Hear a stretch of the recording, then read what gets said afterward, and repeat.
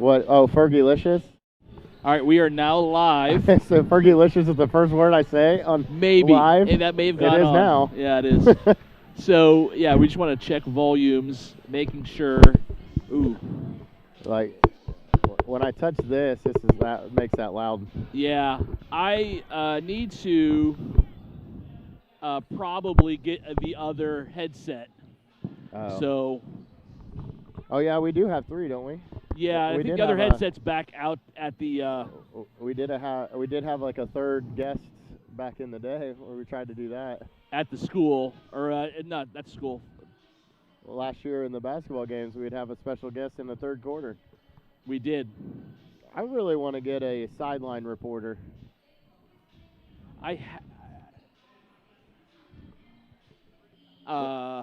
We do have our stat guy, Coach Ryan Painter over there sitting there, so I think we're going to be able to get our halftime stats. Absolutely. I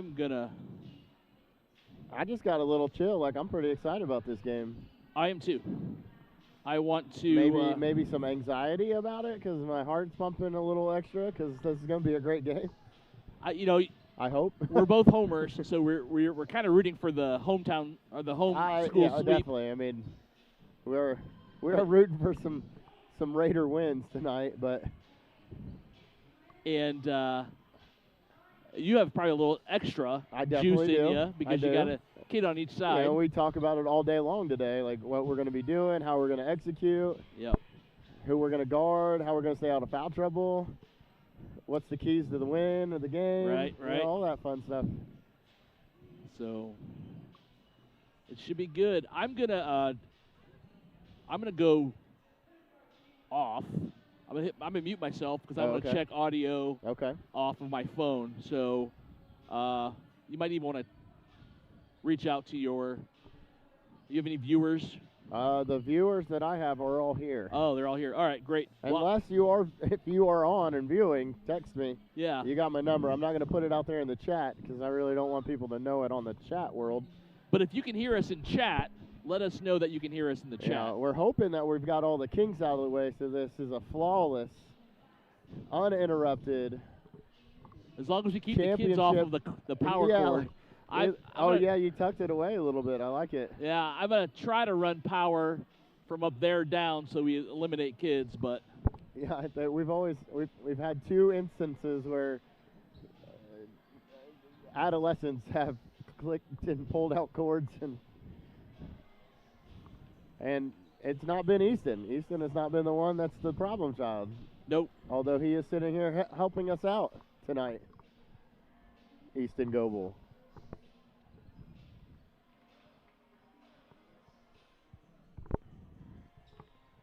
Well, the crowd is starting to roll in. You can tell that this is a big game for them to be able to make it here and watch it. I do expect a big crowd from Tri to make it the cross-county journey.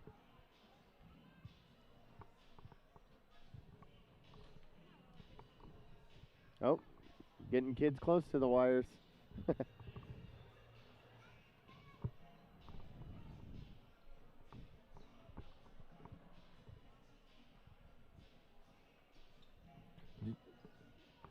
You can hear us? Yeah, good.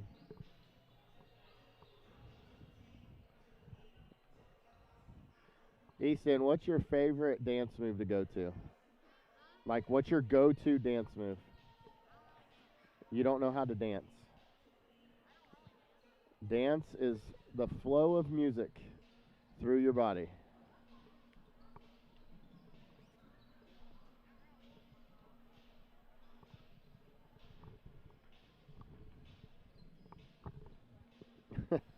All right, I just checked. Yeah, there you audio. go. You sounded good. Sounded good in my ears. Good. You want to get out? I thought it sounded good. Hopefully the rest of you do as well. But pulled out the old soundboard. 10:23 to go. Well, it looks like Coach Sikowski is taking a break from the mic tonight. He's going to be the wanderer, making sure the referees are getting their hot dogs and water at halftime. bring in the A team on the mic. Although I think Coach Sikowski does a great job on the mic. I think he enjoys it, and he brings some extra level to it. Although I told him over at the Christmas tournament, I was like, "You're doing too much." I was like, "You're on the mic, announcing every game." Oh yeah, that was a chaotic day. Yeah. I mean, how many games did they have? We had 8. Was it 8 on Friday and 4 on Saturday? So tough. That's a lot of fun. But and then I went to the regional girls wrestling regional over at Muncie Central. Did you make it today? I did. Got to watch 4 of our girls wrestle. Unfortunately, only one advances to state. Carson Merritt. She advances. She's 3rd place finisher in her weight. But we had Sarah Goss lost in the ticket round to the, I think, #1 ranked girl in the state. So that's rough. Or no, maybe it was. She was in a. No, it wasn't. It was. She was in a tough class, right? Like she is. In boys wrestling, I think it's the 175. Yeah. 175 Does it go 175, 180, and then it's heavyweight? It's 180 or 182. 182. They just changed them recently. I kind of forget. So like the 175 and 182 are kind of those tougher divisions in high school because that's where a lot of the, your natural weight just takes you into. And I think the 140 class, it looked like when we were here for sectionals, that was a tough one because the current state champ is in our sectional from Pendleton. Yep. And that was in Sarah Goss's weight class. Yeah, so she wrestled her, Maddie Marsh from down in Pendleton. Wrestled her in the sectional championship. But fortunately, Maddie was in the other half of the bracket with another girl who's a top-ranked wrestler. But Sarah wrestled another girl, I think it was from Hamilton Southeastern or Carmel, and lost. But all our girls represented really well, and I was really proud of them. But Carson Merritt goes back to state. Yeah, it's such a growing sport, too. Yeah. Like, it really was something that was an inspiration, and kudos to Shenandoah and the athletic department here of just kind of getting it going with, the parents and the girls that wanted to make it happen. And now we've got, I think in a short time frame, I think they've been doing it for, 3 years now.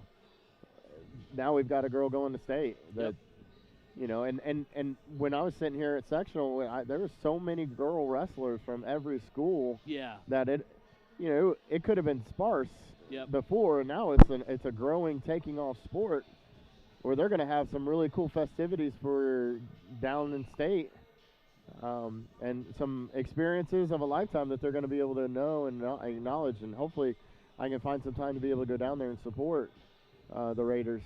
In the wrestling. So good job going and watching them wrestle. They are, the girls' state is this week. It's at Indiana State Fairgrounds. Me? Yeah, you in my headset. Check. Yeah. Yeah, there you go. Whatever you're doing there, huh? Trying to make sure you don't hear I just can't hear him as much. All right. What? Yeah, you can.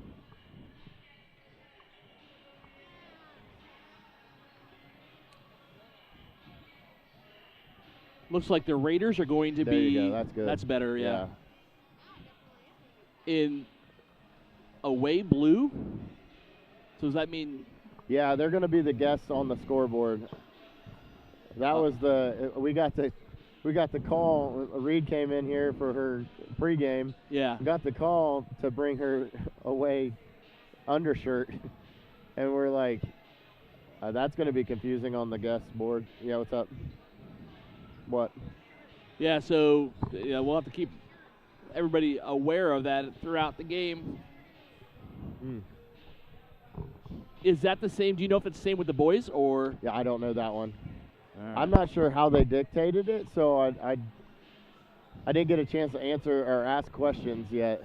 Mm-hmm. It's one of those things that we probably need to check with Todd to figure it out. Like, is it were they in a bracket, and usually top bracket gets the home team / away jersey. I mean, it's going to be very confusing for us and our viewers that we're looking at the Raiders board and that's going to be the Titans score. Yes. Especially with numbers like, well, at least for us right now, like 30 and 30. You're going to look at one side and 30 is going to be the points scored and fouls on. Mm-hmm. We're so used to being home watching the Raiders score and keeping the side being that's the side that we're looking at. Doesn't help with my dyslexia, if I have any. Well, it's a good excuse. Good excuse to have it. Well, or just to blame. That's funny. And so we can kind of give out starters right now. Looks like they've already got them on the board. So got them jump on in the front board. Of that. Oh, you took my. Oh, I have an extra. I have one for you right there. Okay, Look at that. Cool. Is this a new one? Yeah, it's a new one. Oh, just for today. Okay. So the funny thing is, I think to add more confusion, our sideboard keeps track of the player points. They're reversed. Oh, wait. Yeah. Because they've got a little bit jumpy on it and didn't realize that it's going to be switched. And you might want to text, if you can text Ryan to let David know. Oh. Yeah, I'll do it. Can you mute me? Yeah. You're muted now. You can hear me, but nobody can hear you. There was confusion for me when I looked across at the scorers table, and Mrs. Hellman was not in the official scorers garb. But for Shenandoah starters, Sloan Coffey, Reed Hellman, number 23, number 24, Chloe Goebel, number 30, Gabby Patrick, and number 42, Kaylin Lynch. For Tri, Ava Houchins, number 10, number 21, Jillian Shue, number 30, Olivia Parham, number 33, Nikaya Cridge, and number 52, Emma Mondrish. Those are the starters for tonight for our ladies. Tri, for boys and girls, are the defending back-to-back Henry County champions, and so Shenandoah is looking forward to hopefully changing that on both sides. At least, these commentators are hoping for that. The Tri girls are also the holders of the wooden bucket that passes around the Henry County teams. So Shenandoah is looking to bring home 2 trophies tonight, hopefully on the girls' side. The bucket and the Henry County Championship.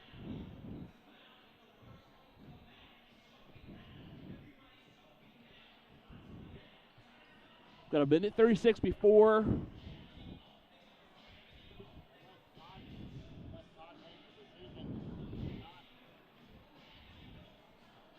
Maybe.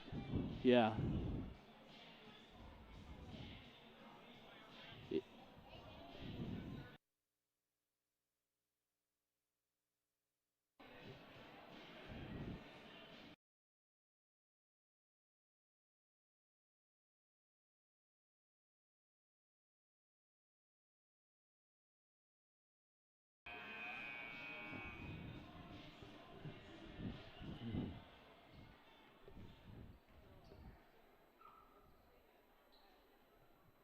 Looks like he's fixing those now.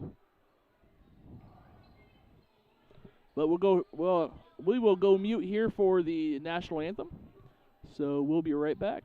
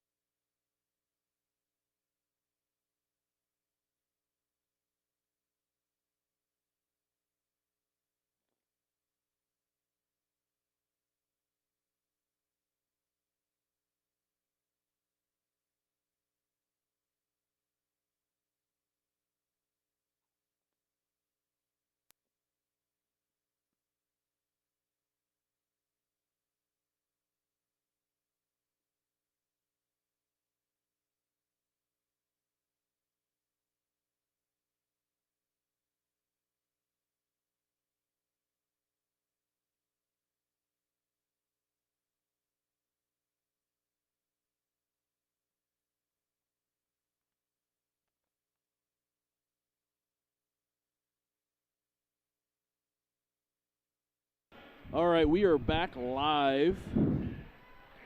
Oh, man. So, as they're doing starters and non-starters, keys to the game. First for, I guess, the visitors, the Raiders. What do you think? What do I think? Keys to the game, keys to win the game. Yes. Obviously, by watching Parham last night and Chu kind of took over the game last night, and they kind of grinded down, I would say. One, make sure that we deny that second pass. Two, no second chance points. Like, get that rebound when they miss. And three, be careful on foul troubles early.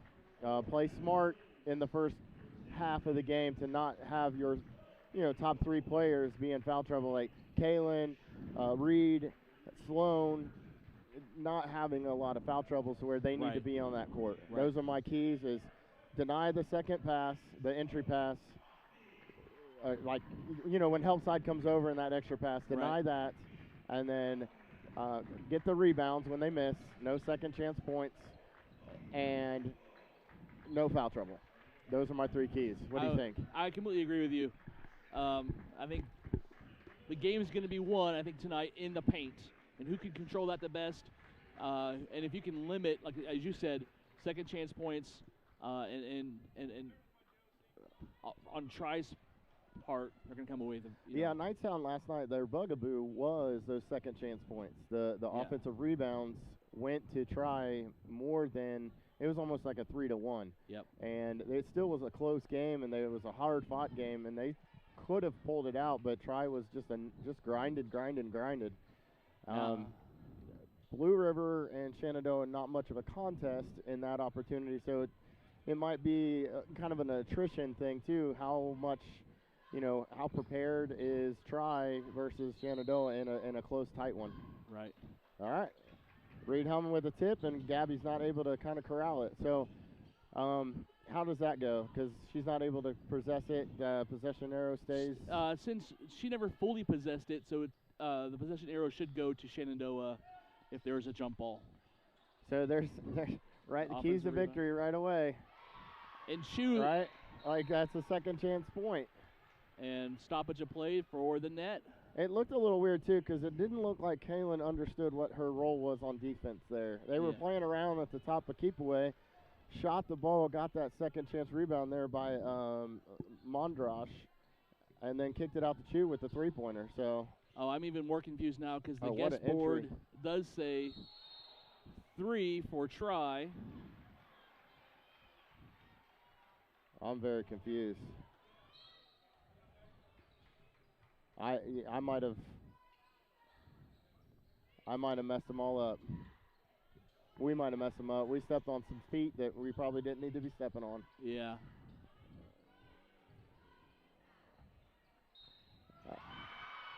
Well, entry pass and a foul. I should have let them know what our keys to the game are. Yeah.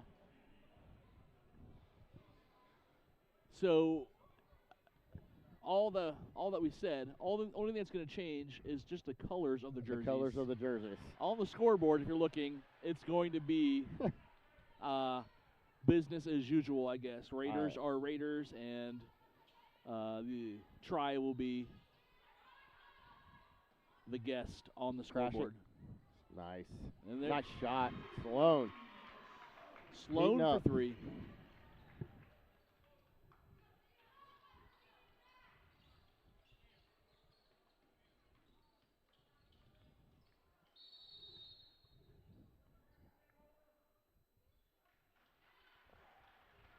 And they're getting Reed for a foul. Yeah, that's way too early to picking that up. I would have liked the referee to have a conversation with her before they called that. Yeah. Because what she's doing is she's doing what they said to do from a coaching perspective, and that is deny that entry. So she's just trying to figure out where she's at. Why? Man, I'm frustrated. Like that's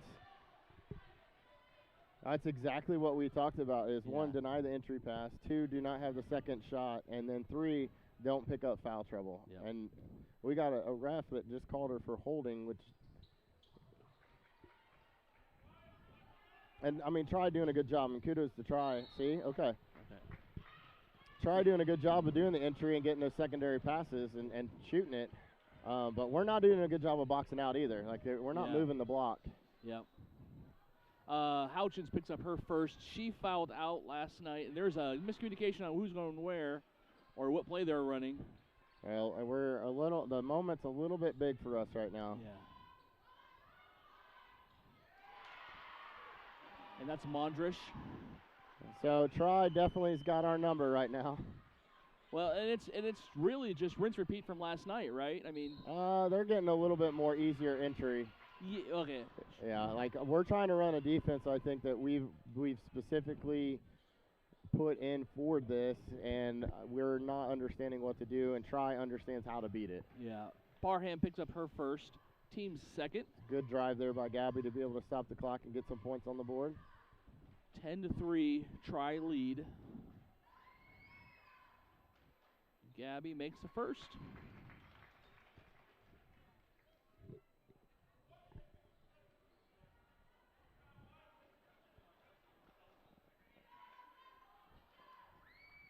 And the second. There you go. We got some points right there, making a 5-point game. 1, 2, 3, 4. All right, we're.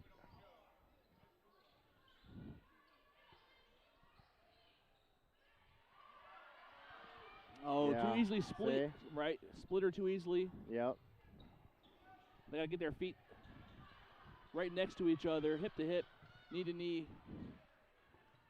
Yeah, and now we're slow to rotate over. She got the rebound over us. Nobody's boxing out. It's going to be a foul. I think Cridge will go to the line shooting 2. Again, that's 3 offensive rebounds just right there. Yeah. That I counted. Global picks up her first, team fourth. 5:40 left, so Tries now in the bonus. So with 5:40 left to go in the first quarter. Yep. Like you can tell their game plan is to get the ball down low. Any good coach, that should be. Looks like it'd be Shenandoah ball. That would, that's the easy part of coaching, I think. What's that? When you have the size advantage to exploit correct. it. Nice shot. Gabby for 3. Follow it. Good call there. If Gabby would have just followed that shot right there, she would have ended up getting that rebound and having a spot to be able to drive. Instead, she was already halfway down the court. It was online. It looked good, but just a little long. So.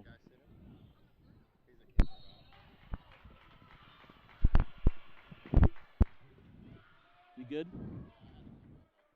All right. You have the mute button over there, right? Yeah, I do have the mute button. So maybe I need to come up with a signal. Yeah. Okay. Mute me. There's a popping. Sorry about the popping. Oh, keep going. Keep going.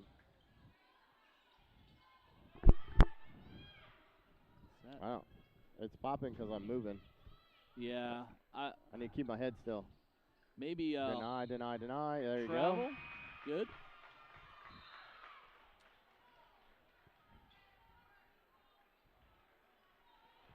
Avery Duncan. Basketball is a game of runs, so you got to kind of see if we can weather the run, just chisel away at the lead, see what we can do to kind of score some points while the run is a little bit on the Mo side for us.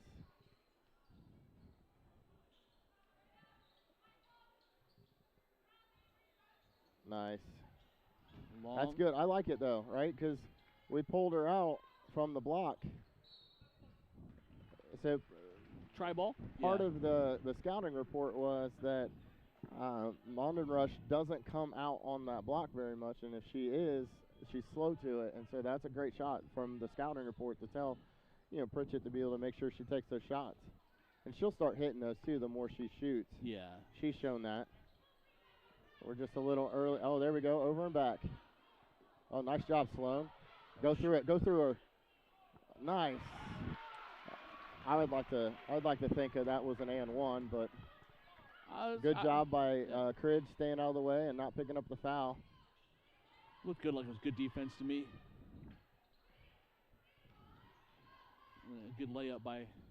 Yeah, Sloan did a good job of kind of sneaking it in there without. Man, what an entry! Not very much anticipation on backside for that pass. Yeah. You know, you've noticed this more and more in basketball that backside gets a little bit soft.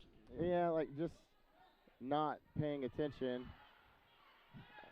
And Tri does a really good job of being able to get it in there and seeing that, because that's what they're expected to do, is do that extra cut. 3. Got to secure it. All right, go. I like it. All the way, right through her. Nope. Okay. Nice. Yeah, that would be it. So I did miss the sub here with number 40 coming into the game for Tri. Yep. They were able to take Parham out, get her some rest, but the length didn't change. No. And who'd they give? They gave that to on. They give it to Mondrish. Which is good, I guess, for us and for Shenandoah. I mean, yeah, your starter getting a foul, but I mean. Yeah. It's just nice to add some confidence to Kaylin when she gets down low to be able to get that ball up high and try to take that shot, because they're going to slap her arms because she's just as tall as they are. Yeah. It's really funny. I mean, Kaylin's pretty successful. Pretty successful at the free throw line normally, but there's no rotation. Mondrish climbed the ladder on that one to save that entry pass. Rebound. The jump ball, Shenandoah. Yep. Jump ball. Yep. Yeah, Cridge is doing a really good job of crashing those boards. She's creating deflections, absolutely, making the rebounds difficult. A couple of times there with Chloe getting the rebound and they poke it out. Yep. Like either we need to be a little bit stronger with it, but it looks like Cridge is just showing that she's kind of strong with the rebounds too, causing that tie up with that. That's one of the things I noticed about her last night was that, like, the ability to crash the boards. Good take. That was good great. take. We got a travel call. Got a travel for. I mean, that was warranted, but then he did the signal to say it was batted. Tipped, yeah. I was gonna say, yeah, that. Wow. There's your warning. Ooh, that got me going. Yeah, no. Okay, what happened there? So the ball was thrown back, and the Titans answered Salone with 3. Timeout.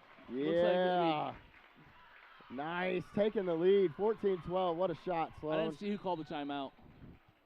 Who did? Oh, no. I'm sorry. Everybody thought there was a timeout. I tried to call the timeout, but it was really the first official was saying, hey, stop the net. There So was no timeout. It would have been a good time for a timeout, though. Yeah. So Shenandoah was up 14-12. All right, so back to that. So the ball was a little overthrown. Yeah. And, Houchins hustled down to go get it, but so did one of her other players and ran into her. And it looked like he was going to call a foul. Yeah. Because of the way the whistle was, he held up his hand, but he called traveling because it was his own teammate. Nice job, Kaylin. Timeout. Good timeout, Shenandoah there. I like it. So the girl ran into Houchins, was her own teammate, which made her frustrated, thought she got fouled. Yep. The whistle was called for a foul, but instead of a foul call, he called travel. Yeah. And then she slammed the ball down. Kind of towards the official. Yeah, kind of ishes to the official. So, that got our side riled up because it happened right in front of us. Right.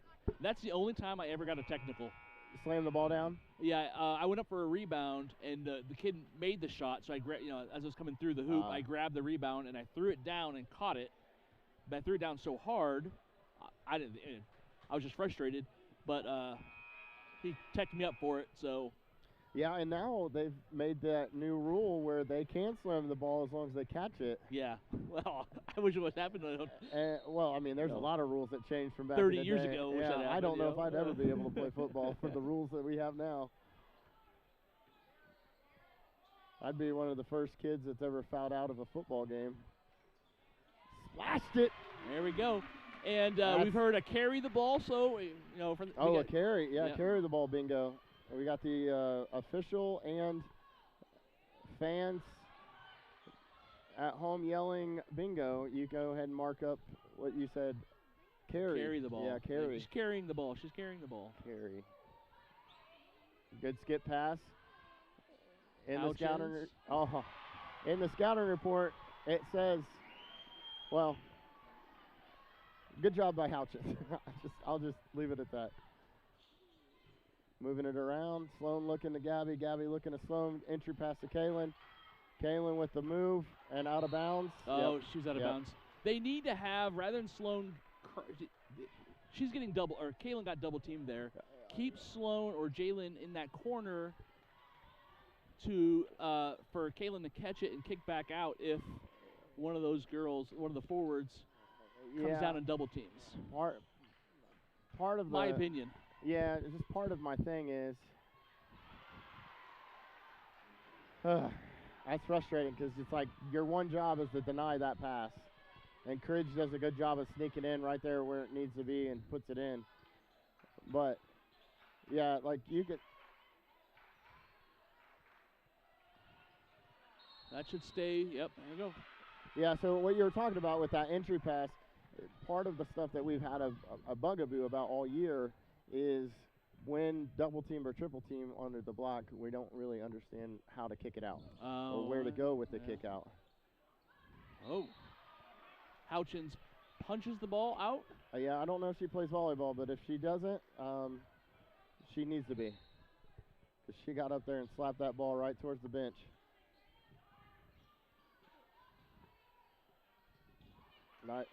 We got to be strong with it.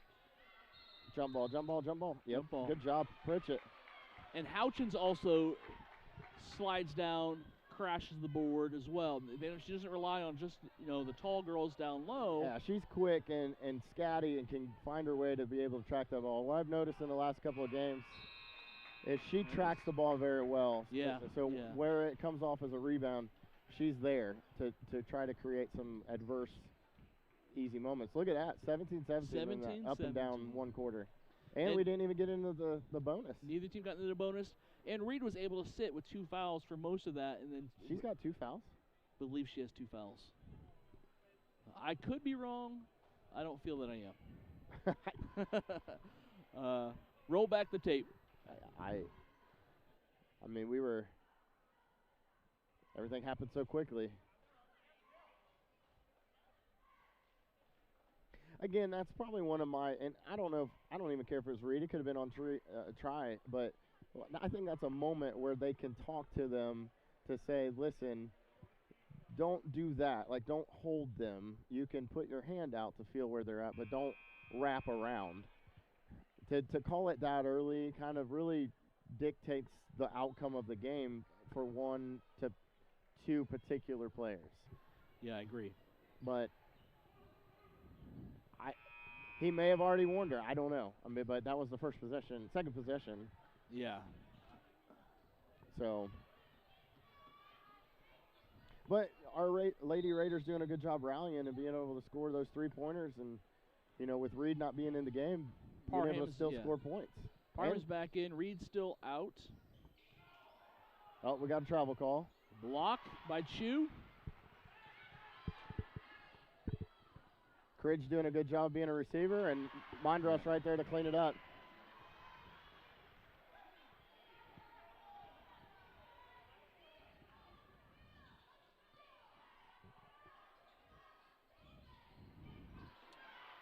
Yeah. That was a little sloppy of a pass to get it in there. Caitlin not ready to be set up. There's 2 people that she was trying to pass it to, and neither one went for it. Okay, lucky that she was able to miss that one because we got a foot stomp by Coach Wilson, and she was telling her to get in front of her. Yeah, Caitlin was definitely on the wrong side, on the side. She tried to deny it. A little rough, not having anybody down there to make the rebound. She's maybe a heat check. Oh, nice try there, Sloan. Nice denial. Oh, my goodness. Yeah. So I wonder if that's a point of emphasis, because you saw that called quite a bit yesterday too, where they tried to deny that entry pass. They were on the side and they were denying it with the offhand, just like you would coach it. Contact with the body. But they're with the contact of the body, which unfortunately you're gonna have some contact with the body trying to play through that. Reed checks back in, FYI. And she takes on two defender. Parham misses. That's a good job. Drive. Nice. Oh, yeah. Yep. Chu should get. I mean, there was definitely the intent to check. She put her elbow down, curled, and shoulder in. Shoulder down. So her first. Team first for the quarter. Another foot stomp. Nice there move you go. Good Euro. Getting it to the right hand on the left side. 19-19. Looks like we're trying to figure out what we're doing on defense. Not very much communication. 3, Houchins. Nice short. Rebound and go. Keep going. Make them stop you. Get to a point where you can get a pass. Look, assess. A little off. Good take. She needs to square up a little bit more when she takes it in.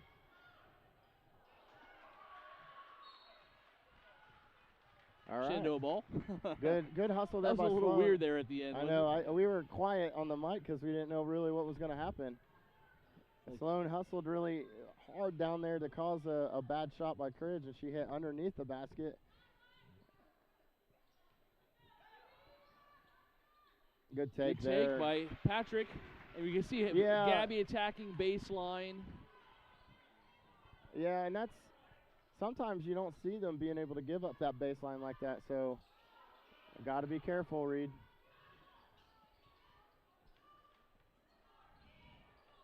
All right, well, it looks like we're kind of figuring out our defense a little bit.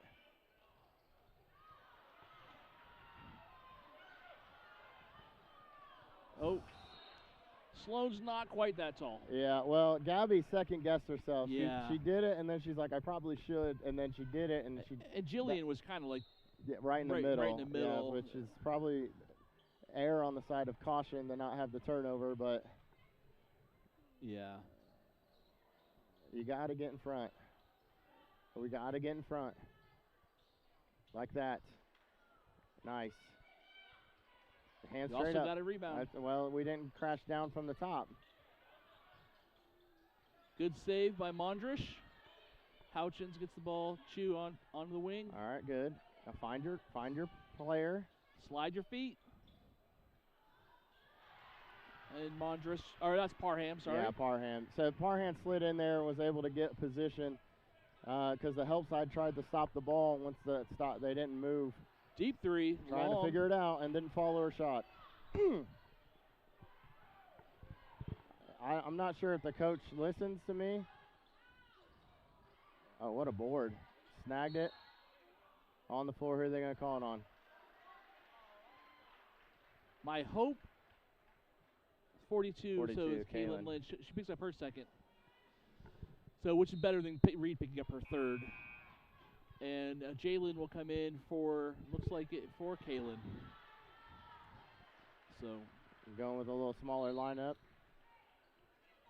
Well, for us. Duncan also checks in for Mondrish, which helps a little bit. Watch that, Reed. We'll slam it down. Good job, Gabby. Yeah, the board does show 2 fouls. Nice spot. Good rotation. Let's go. Na. It's nice to see her smooth with her shot and confident. Absolutely. Yeah. You got the confident too. I like it.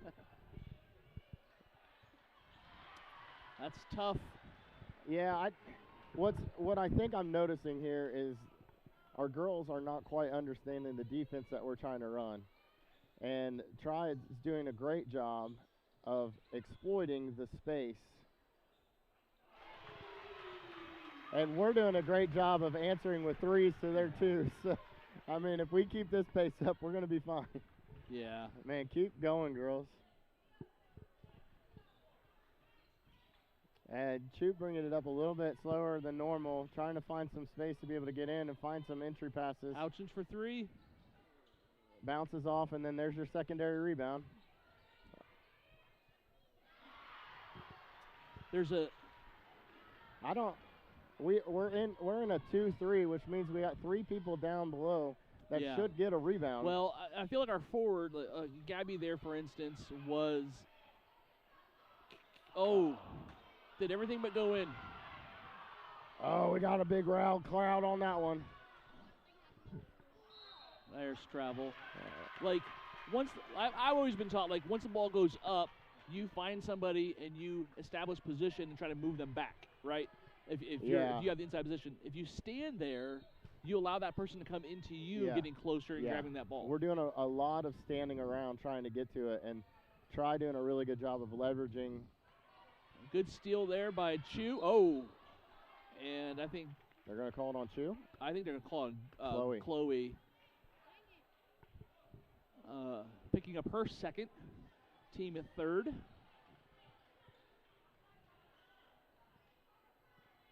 Chloe looks a little shaken up, but she's very resilient.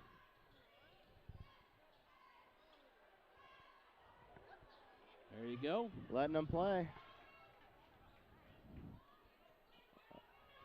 Oh, okay. Yeah. It's interesting trying to learn how they're going to call this game. Right, I think they are being consistent, which is one of the things that I like to see. They are letting them play a little bit in certain areas, but I think what they need to make the adjustment for our players at least is they're going to probably call it a little bit tighter underneath the basket. Oh, what a pass. It's all right, right? I mean, hey, good block by Cridge. Yeah, Cridge, great block, great defense there. Good pass on the drive. Very long. Yes. The try is very long. Well, especially Cridge. I mean. Yeah, she covers ground a lot, and that's probably why one of the reasons she's at the top of the 3-2. Yeah. Be able to come straight down from the top of the block. A little long. Good job, Chloe. Good job, Chloe. There we go, girl. I love when she takes those little jumpers right there from the, like 5 to 6 foot range. She's left-handed too, so it kind of gets a little bit of an adjustment from an offensive perspective. Whoa.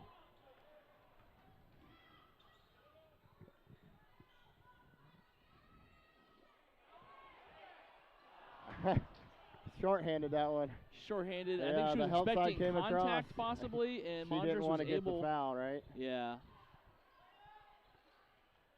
Mondras was able really just to cause the. Pritchett will pick up her cause first. The hesitation there from Reed. Yeah. So Try will go into the bonus here, the last minute. The next foul on Shenandoah will send Try Pritchett to the line. Tends to pick up a handsy foul on her guarding early in the game, and then she tends to adjust once she gets called for the first one. Ball being batted around, finds Chu. Who'd they call that on? I'm hoping Gabby. Yep. Okay.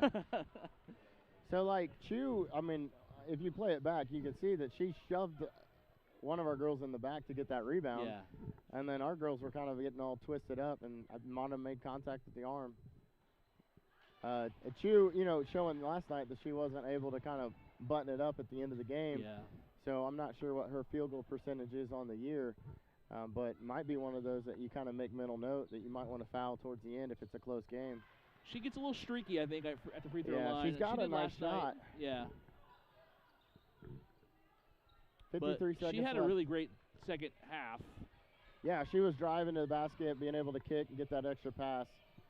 But she ended up being one of the leading scorers for Try. It's not, yeah. And Sloan will pick up her first.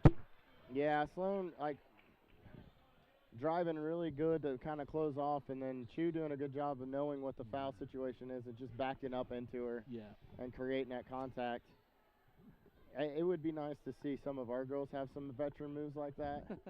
Well, there's not a lot of veterans out there. No, that's right. Yeah, I mean, Try's sitting there with seniors across the board. Yeah. Like, I think all 5 starters are seniors. Yeah. I mean, they've been playing together for a long time, understand the game, well coached, just trying to clean up, do what they need to do. Chu being a good, look at Gabby with another rebound.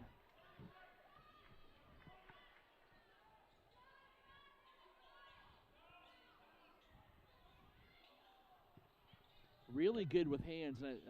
Yeah, creating those deflections on the inside there once it gets in.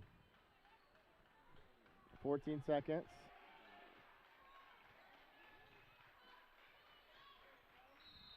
Ooh. And Reed will go to the line shooting too. Wish she would have used a little bit more backboard, but she might have been a little off on her trajectory because of the foul. Yeah, 7.8 seconds left in the half. Reed looks to extend the Shenandoah lead. This is her first time at the line, right? Yeah, yeah.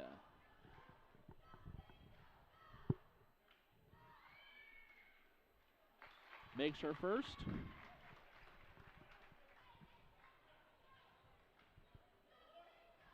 Yeah, that's the thing I would like to see from her is not be so slappy. And when I say slappy, right, with an A, not sloppy, slappy, when she's trying to block shots. Because picking up that third shot, or that third foul. Yeah, and there was the hope, I think, her making it, and I think Annie was going to come in. It's 2. That's only 2. All right, cool. Yeah. Annie was going to come in, I think, for her, but didn't matter. So halftime, 30-27, close game. Just like we expected. Just like we expected. The good news is we're on the right side of that. Yeah, yep. And I didn't listen to my keys of the game yet. We'll run into the locker room and tell them. Yeah, that would be the awkward moment, right? When I walk in. Excuse me, guys.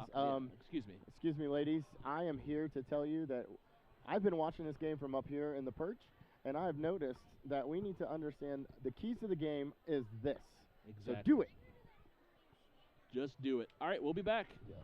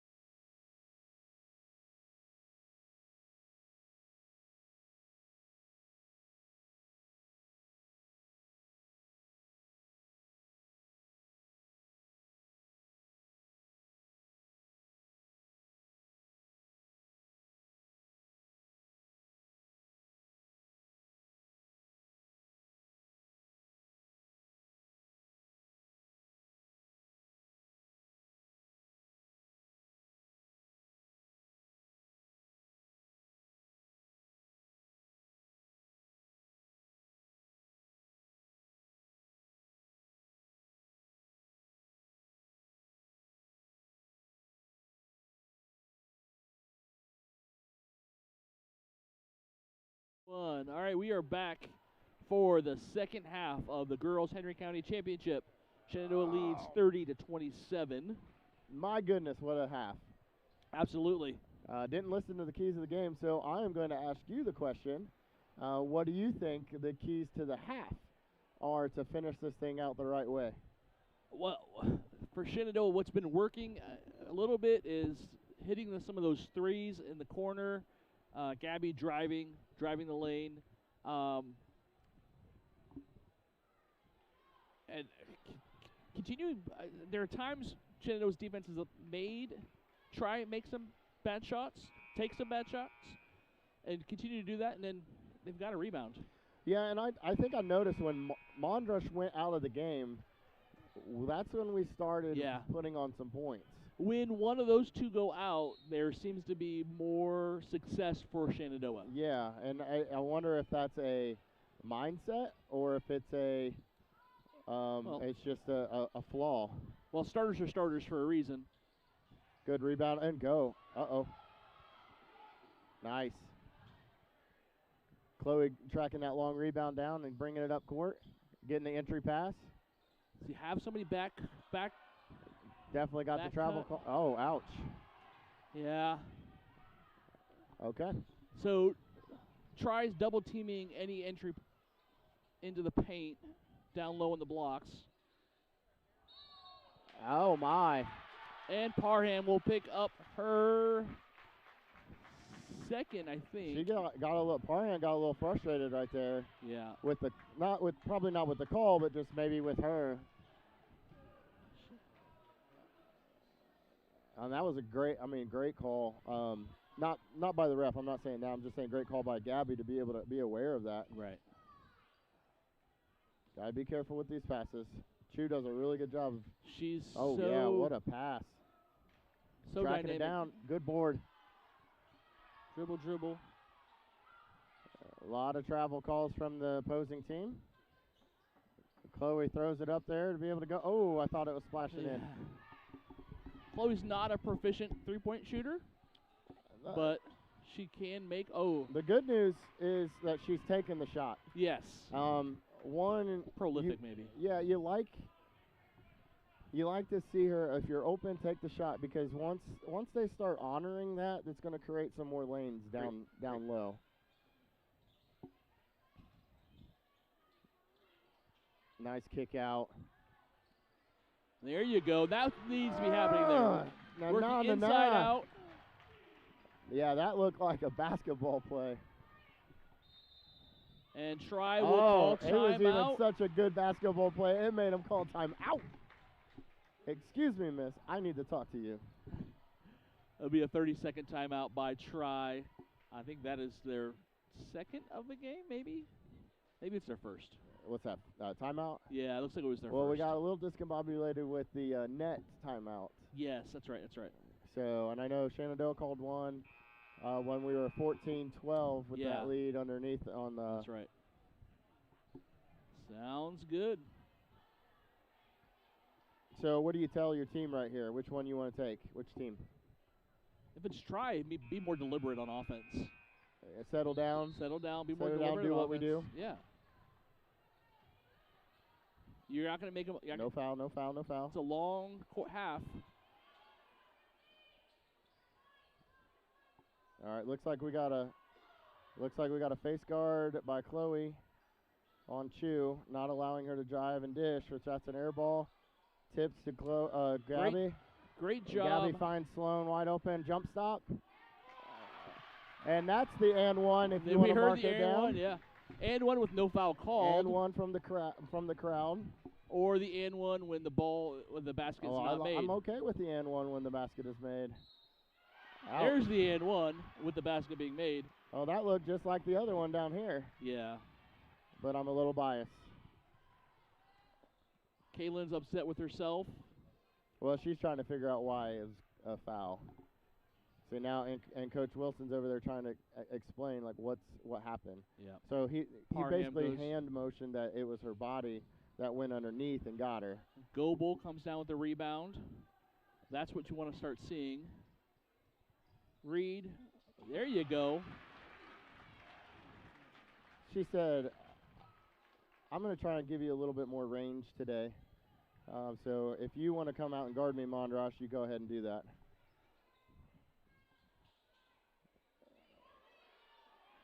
Swinging the elbow. It's a good job there by denying it without fouling. Oh. Foul. Turnovers do we have a are foul call yet for the audience on our bingo card? No. Okay. We well, could have. Mark it down now because, yeah, we could have it earlier. Probably. Mondrash taking a seat, looking frustrated. I try not to listen as much. I know, but I like playing the bingo over here. Parham denying the baseline drive. Reed trying to find a cutter. Nobody's cutting, so yeah, that's Trice steals it. In that coffin corner. Yeah. Parham doing a good job of cutting her off, and then the trap from Chu. Basketball possessions go to die. Good board there by Kaylin. That's right. Good. And I like that maybe that was something that Coach Wilson talked about at halftime was the strong rebounds. Yep. No second chance rebounds. Oh, yeah, that was a travel. He didn't look like he was very excited to have to call that. Kind of looked down like disappointed, like, yeah, you did it. Why'd you make me use my whistle?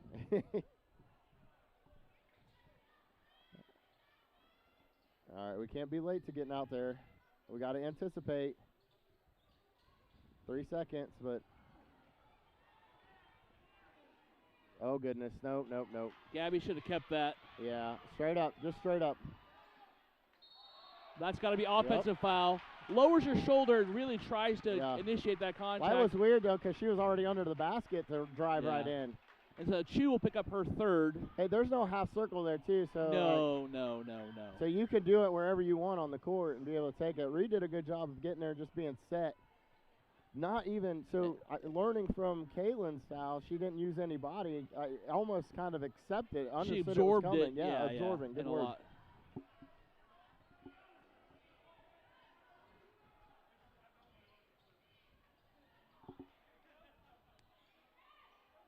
There you go. That's good movement there by Sloan to be able to give Kaylin an extra entry.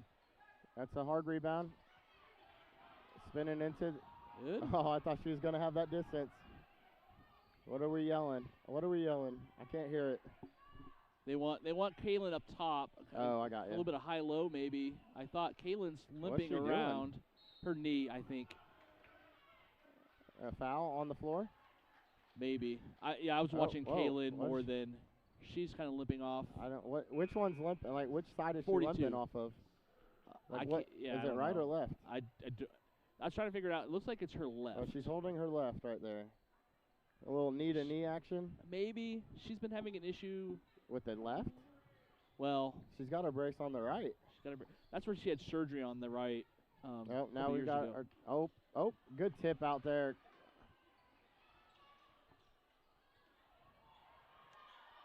Good job. Good hands. Great job. Try defense. Yeah. Cridge State stood her ground. Yeah, they're a little close there to travel. Gabby trying to do a good job of bouncing it off of Cridge. That's being strong, but then White. Reed's got to get over there quicker on the rotation. Yeah, we gave up. Gabby did a really good job of denying, but then gave up thinking they were going to make it, and she didn't crash in to get the board. Yep. And Cridge being able to take. Oh, what a pass.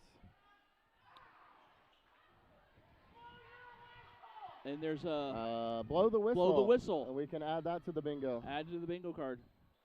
And Parham trying to show her hand. Parham hit the three.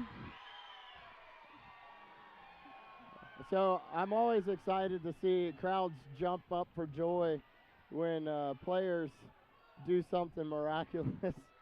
And I'm assuming double dribble there. Parham showing her range is something miraculous. I've seen her do it, though. I've watched some game film. She's done it in other games, so she's had that range. Yeah. It's just a big key moment. Got the crowd going. There's the Mo going the other way. And then Gabby kind of doing that double dribble over there. Double dribble. And she's upset with something. Somebody not doing something. Her and she's been kind of holding her hands up a little bit. I think she feels like she's getting bumped around a little bit and expecting a foul call, which has been contradictive of what we thought. Yeah. They were going to start calling it tightly. Yeah, it's been a little more loose on the calls. I have you muted. I have you muted. All right. Now you're good. I was talking really fast and creeped up on me. I don't have water up here, though, too. Guess I didn't expect to be talking this much. You need to call one of those ball boys and run one up here for us. Woo! We have to Coach Hunter called timeout to Wilson, sorry. That's all right. I did that all day yesterday. Just to kind of calm everybody down. Basketball game of runs. Yeah. Right. Tries making. Shenandoah came out, made a little bit of a run. Try has now responded, which is awesome for this Henry County Championship. It's what you want to see, really. Good competitive basketball. So the audio broadcast is low. Oh, audio is? Yeah. I could turn it up. Chew driving. Give us a little more juice. Woo! Let's see if you can hear me now. Well, on their side, hopefully not on our side. Well, that's all I was saying. Oh, yeah. What side? The listeners? Listeners' side. Straight up, straight up, straight up. There you go. Sloppy shot. Get the rebound. Nice. Assess. Hold the ball. Give it to Gabby. Good. Get the read. Kick it over. Oh, goodness. That's... Deep breath, ladies. Deep breath. The moment's getting big. It's a championship. This is where you learn a lot of lessons. That's right. And the thing is, you got to be happy that you're in this moment to be able to learn it, too, because sometimes teams don't even get a chance to get this experience. Chew. Banks one in. Drive and bank and in. Bringing it to a one-point ball game.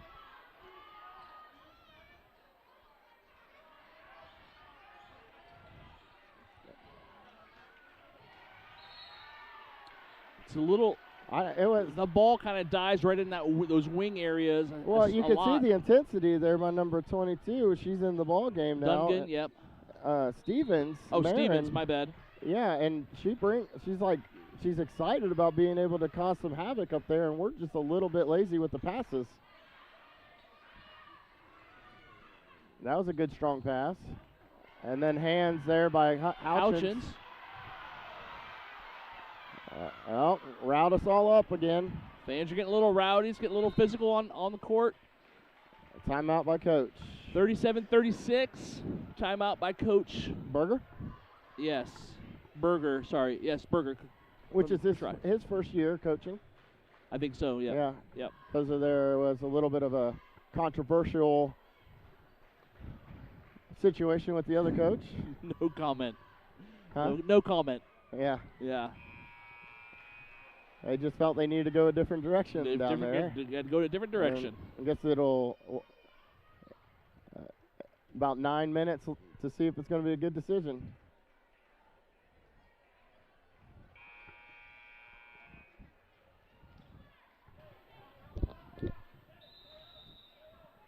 All right. Let's see how these moments build us or tear us. Houchins will take the three, make it. Gives try there. That's her second of the game. Let's try the lead. And so, how do we attack? All right, that's okay. We got to take care of the ball, right? Yep, got it.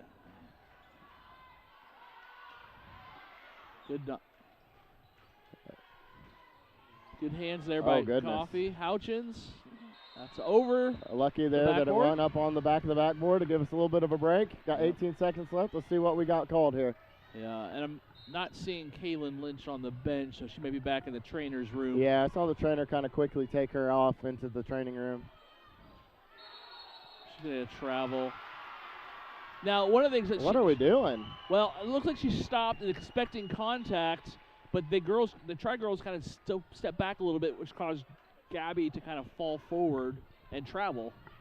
I mean, I don't know if she's expecting that contact, but they're not giving it to her. Yeah, I mean, it's been denied for pretty much all trans. Sure.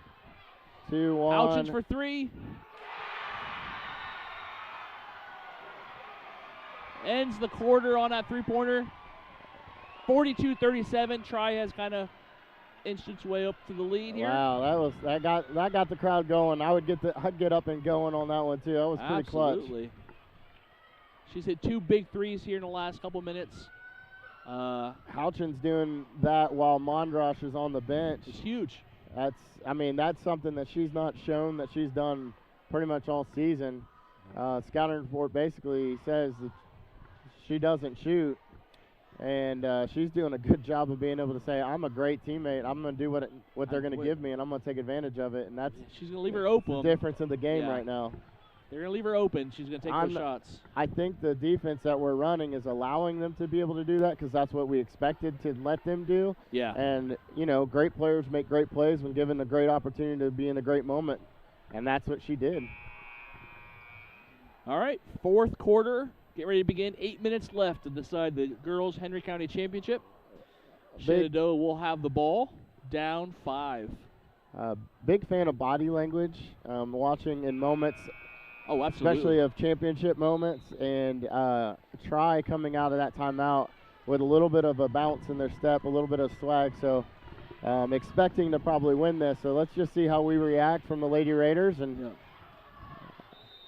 I wouldn't want it any other way, right? Yeah, absolutely. And if you look at Shenandoah's body language, maybe a little bit more frustration.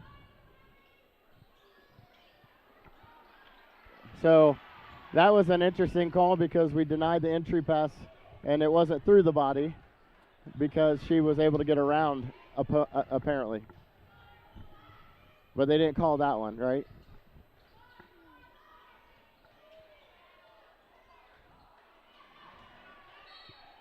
It is try ball. Good call. It's a good battle there for the ball, and Gabby's, still fighting for it. Yep. Had that extra tap on it and touched the line. My guess is Lynch's night is done.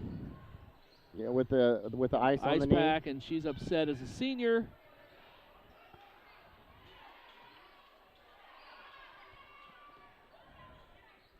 Try doing a good job of kind of doing that extra pass to make us look like we're not in position. Oh, low Plinko. There we go, Gabby Patrick with the rebound. Chloe drives the ball up. It's got to have somebody cutting down the base. There it is. Yeah. All right. I thought they were being handsy down there through that. She will pick up her fourth, unfortunately for her. Parham reaching her out of her base or her frame, and they didn't call it, and then they trapped. They did a good job of trapping on Reed to be able to make that extra pass and denying that pass. Reed nobody moved as Reed drove to the basket, and no foul called there. Shenandoah ball. Wow. Oh, no. Shenandoah ball. Yeah, Shenandoah ball because of the block. If you could get somebody from the opposite wing attacking the basket toward when we get somebody driving would really help. Yeah, and we got to kind of think about it. Like, we're not down there running. Gabby just did it right there, just was a little slow, but she gets the rebound. This is all clean contact. A little chaotic underneath there. Yeah. Pritchett doing a good job of driving, and she typically makes those shots, but probably could have called a travel. She's never really been in the baseline with the towers right there. Yeah. I mean, we got 6'6". Okay. Oh, Coffey's trying to go for the steal. She's trying to get it. Yep. Smacked the hand, heard the slap. That's not too bad of a foul. Being her second, she's playing aggressive, and it's our first team foul, so if it gets a little bit closer in the fourth quarter, we're going to need to get those fouls so we can stop the clock. We just got to be smart with, oh, nice. There we go. Yeah, I mean, you've already checked it off on your bingo card, but where's the foul came out? Oh, nice move. That's her. Jalen, if she comes down baseline as Reed comes down, that gives a good pass opportunity. Yeah, I think that was friendly fire on that one. Yeah. That's happened a couple of times to try. The hustle plays, they're all converging in on the ball and sloppy again, passes. Right? Count. Where's our count? Nobody's counting for 10. Nobody's counting for 10. Timeout. Good timeout try. because they could have stayed back here for another 20 seconds because nobody was counting.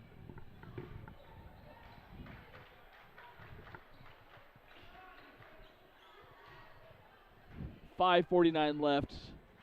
I don't know if anybody scored this quarter. Try has. Oh wait, no, you're right. They haven't. Try ended the third quarter with that 3-point to go up to 42. Yep. One of the things I was saying is they've been running for 3.5 quarters now, up and down, back and forth. I mean, this is our third timeout called, fourth timeout. These girls are probably pretty tired. Well, the first quarter and a half, there were a lot of fouls called. Do what? A lot of those fouls called that stopped the clock. Yeah, true, but that was in the fourth quarter.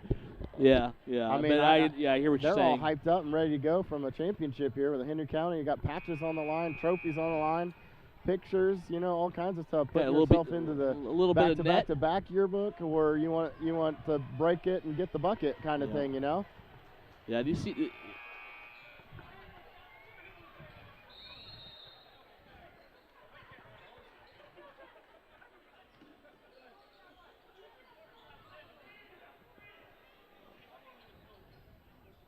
Look, Shenandoah's going to a man defense. Yeah.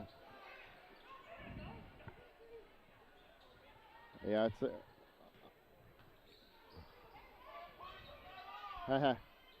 get it. Come on. Okay. There you go. I was scared there. I thought Stevens was going to crash the board and take it away from Gabby. She was standing there. Yeah, okay. Oh. Parham is going to be upset with that a little bit. She stood there. Gabby's the one initiating contact. It was the body, right? I mean, he called the body before on Kaylin. It's very consistent. I can understand the frustration from Coach's part. We don't have this on our bingo card, but tee him up, right? Tee him up. Oh, yeah. And I think he's being very respectful. I have no problem with him questioning that call. Like, he's not – to me, it doesn't look like he's at all being disrespectful. We've seen some coaches get teed up. Oh, yeah. There was some water balls kicked. But, no, and I can completely understand that frustration. I felt Parham, she was in a great position. Maybe her arms were leaning forward. Maybe there was more body. But, I think definitely Gabby's the one who initiated it. Yeah, well, I mean, they did the same thing, though, on Kaylin down here where they called the body. Ugh. Banks it in. Lucky is good. Hey, I'd use that backboard to your best advantage. Reed's rolling down. There you go, Reed. She's not getting the N1 call, so nice take. Good put in. Big moments here. Standing around there. I'm not sure what we're doing here, Sloan. Just try ball, yep. Reed kind of stepped in front of the two try players, and ball goes out of bounds. Good. I think it's an important possession here.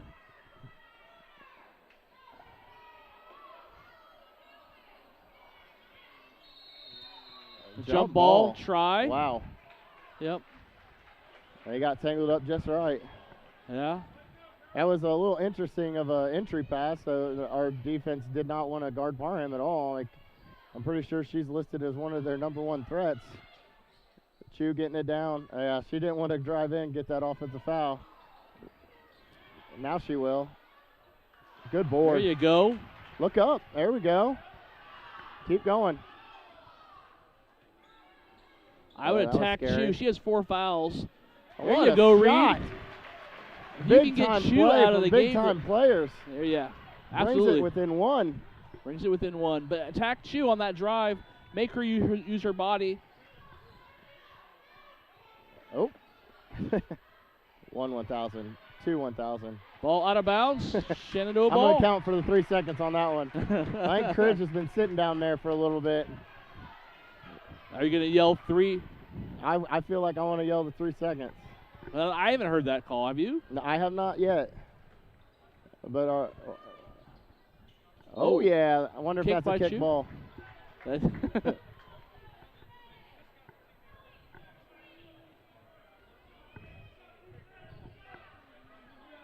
I'm really, really anxious right now watching this. So I can't imagine how these girls are playing with their heartbeats. Oh. A lot of standing around in Shenandoah on offense. Yeah. I would like to see some more movement. Sometimes the passes are just a little bit uneducated, maybe. Just good D. Yeah, so Chu was on the line when she jumped and touched it out of bounds.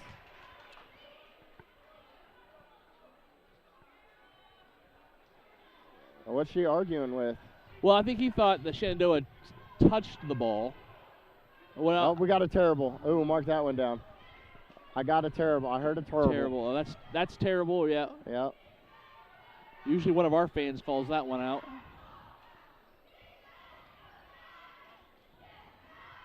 Oh, the little extra pass. So, again, Cridge kind of using her length there, creating that cutoff for that extra pass.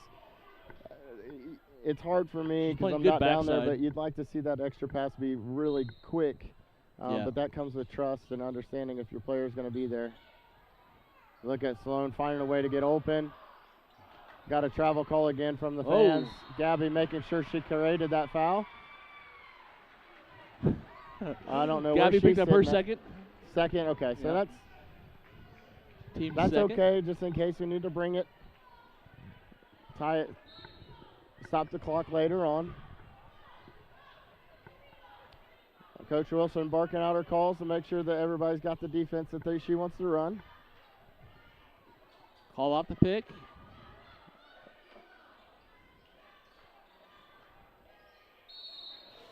Yeah, like that's a mismatch all day long. When she came down, I agree with that call. 5'1" Pritchett against 5'11", 6 foot Cridge. Yep, that's what I would be attacking too. Try doing a good job of understanding the rotations. Cridge finding the Gets roll. The roll.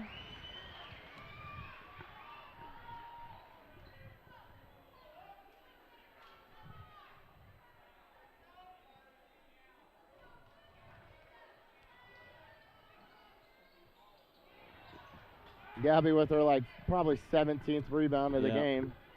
Yeah, Parham and Houchins each have, does Parham have 4? Yeah, Parham's got 4 fouls on the 30. So I would be attacking her if I was the Raiders. If you can attack her.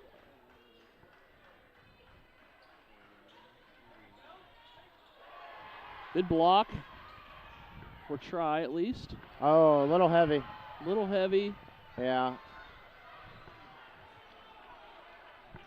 That one, it's a tough call because of that space that they had to create. Timeout. That's their 4th timeout for try. So they're up 2 with 2:03 left. That's where I think some of the youth comes into play with Reed is she had the ball down there. They were coming down, so you either got the kick out or the play through Parham if they've got 4 fouls. She kind of jumped away, allowed them to kind of get that block and get that space where, you want to be able to, even though you're bad position with your shot, just kind of create that extra contact and maybe even fall if you need to pick up that foul, make them make that call. But you're also in that, back and forth because if you fall, then you're creating a fast break where you're not back on defense too. So, man, it's a 2-point ball game with 2.3 seconds left to go. 2 minutes and 3 seconds to go in the game. My palms are sweaty.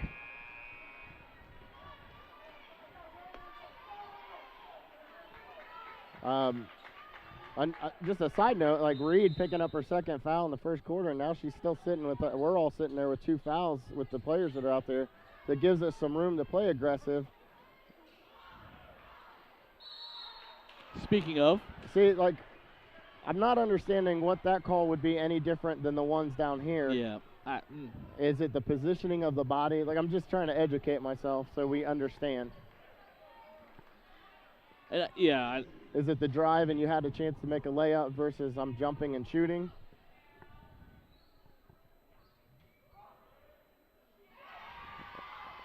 Chu making me eat my words. Up by 3. 8 points on the game. She's sitting with 4 fouls too, so it's one of those players you want to attack because she's a game changer, right? Chu and Parham. Go right at her. Well, I think anytime you get a starter out is always going to be good. And so that's why, what can we do? But she's playing smart defensively. Yeah, she went to go reach for that, and then she kind of backed off and created that space. Nice extra pass. There's extra passes. Ew. Good board. And one. Get in there, baby. Yeah! Crowd will go crazy. Now who gets the foul? Parham and Kredge were both down there. It looks like it's going to give it They called that on is it 33? 33, yeah. Her first. So that's a really good job there, too, because Kredge has been living down there in that paint. Yeah. So she picks up her first. Yeah. So that's beneficial for Try. Chu gets to stay in the game to help kind of be that floor general. Nice job, Gabby. Timeout, Shenandoah. Calm us down, and 1 point ball game. 1 point ball game. 1:33 Gabby taking left. that shot right there, putting her up at 17 to be the leading scorer for all players right now. Right now, yeah. But it looks like it's going to be a Gabby, Jillian battle back and forth here. Parham. Well, Parham's the leader, but I'm saying Chu's trying to take over just like she did last night. Yeah. I see what you're saying. Sorry.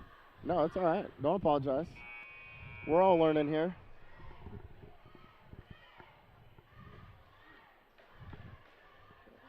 Two timeouts left for the Raiders. 1 timeout left for the Titans. Foul for the Raiders will stop the clock and put the girls to the line unless it's an offensive or player control foul. Titans, they can play a little bit more aggressive because they've got 1 extra foul before the bonus. That's right. But they got to be careful because it's Chu and Parham that have 4 fouls. Shenandoah shows a press here. Good denial. Ball knocked out. Oh, they're not. They're going to call foul. They're going to call foul on Goebel. That's not what you needed. No. You're shooting. You're shooting. Somebody's shooting. And so Houchins will go to the line shooting too, I believe. So that was a tough one because they've not really called that one either much because they usually called it if they had the hand. But that was also an entry denial, so she might have got her with the body. It's just. Oh, no, sorry, Chu's to the line. Yeah, let's get you over here. Houchins looked like she was going to take the shot. That's why I was thrown off.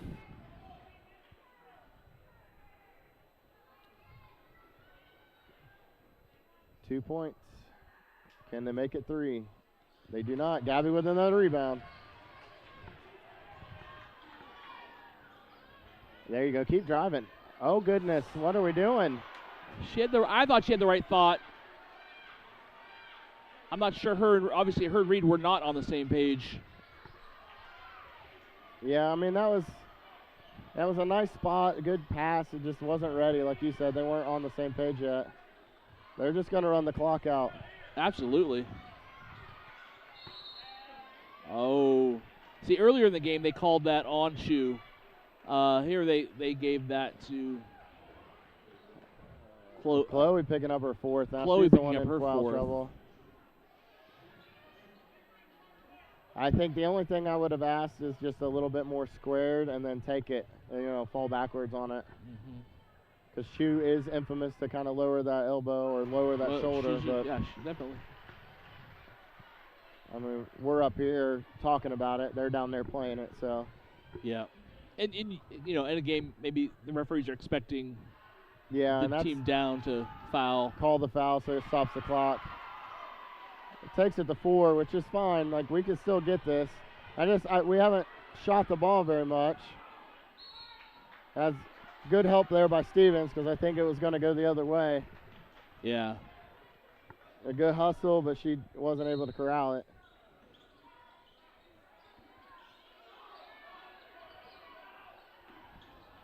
Yeah, we got to make this. Oh, my goodness. Gabby's expecting contact. Olivia Parham's playing just to be a disruption, not necessarily. Oh, that's going to be an intentional foul, unfortunately. And so what will happen here is Try will shoot and we'll get the ball back. So here's the thing, right? She is a sophomore. Yep. Trying to learn. I think that was one of the conversations that I had with Reed was what's the difference between an intentional and trying to stop the clock. Yeah. Obviously, that was an intentional because she two-hand shoved her in the back. Yeah. But that was an opportunity of learning is, don't shove her in the back, like, foul with one hand kind of thing. Be smart with the foul. Chu doing a good job of capitalizing on that, creeping up to be the leading scorer because she's been taking some free shots. She's been taking a lot, yeah. She's going to get 2 for the intentional, and then she's going to go back up for 2 on the bonus.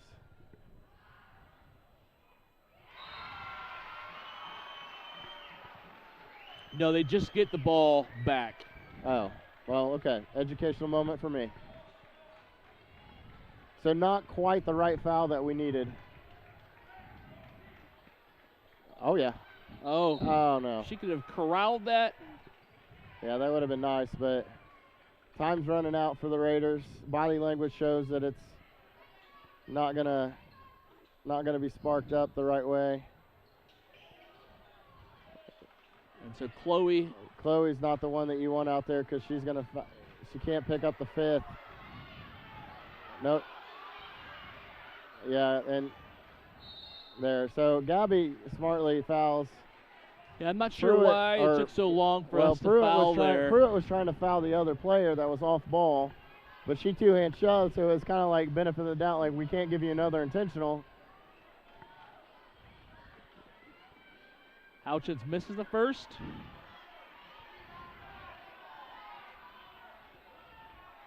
What a hard-fought battle here by the Raiders, Absolutely. being able to go against the Titan. Literally the Titan.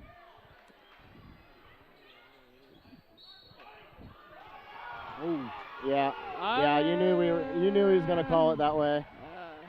Yeah. It's a rough call. You didn't really know which way it was going to go. It could have went either way.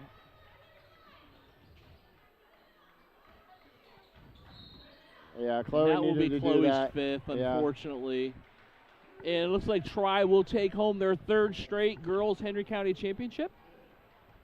And so Kylie Purcell will check in for Kylie. They should let her check in now. There we go.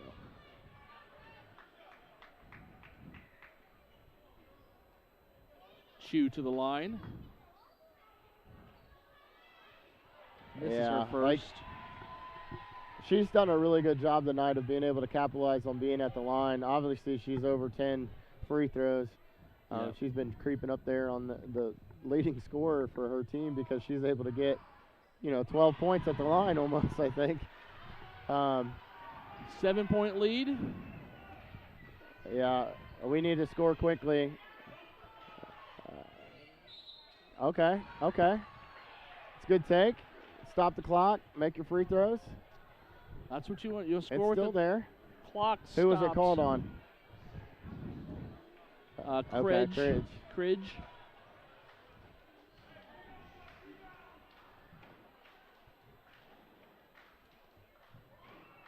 All right, nice shot there. Be able to get some points on the board from, the 3, 4, 5 minutes it's taken to get some points on there. It's been a while. Very low scoring fourth quarter for the Raiders. And timeout. Be able to talk this out. There, it's going to be hard to do this in girls basketball about the intentional miss. Oh, that's so right. That you can kick it out. Yeah. Kick it out so you can get the 3-pointer. But that's March Madness craziness. That you're down by 4. you can't make it. Maybe down by 5, you got to be able to hurry up and get points. There's no such thing as a 4-point shot. You can make 4 points if you get fouled, but hopefully your offense or / defense doesn't quite foul in those moments, which, March Madness is March Madness. Sometimes it gets a little crazy and you get a little bit competitive and you got to stop it. But I think Triton and the Titans are really smart, very educated. They're not going to foul on 3-point shots. And I'm assuming that's what Coach is telling them also in the huddle. Don't foul. Yeah. Like, hey, get the ball in. First of all, it's our ball. Get the ball in, make them foul you. Or pass the ball around quickly, but smartly. In some basketball, you get the ball, you can almost be down the court in 2 seconds and make a layup because that's where you want to try and do that. But girls basketball, they take a little bit longer to get down the court. So, like I would park Parham down here, move Reed or somebody out. Yeah, I'd like to see Parham just shove Reed to the ground and get her 5th foul, but running out the clock. She's going to drive and take it out. There's your foul. 4.6 seconds left. Chu's going to go kind of ice the game here. Not quite. I'm trying to think of how to say this. Not quite as experienced as we should be or need to be in that moment. Right. All the way across the board. Third, kind of midway through the third, into the fourth, I think the wheels started coming off. And some of the experience of try. Yeah, I think the frustration of Gabby getting fouled and not getting called fell on her. Kaylin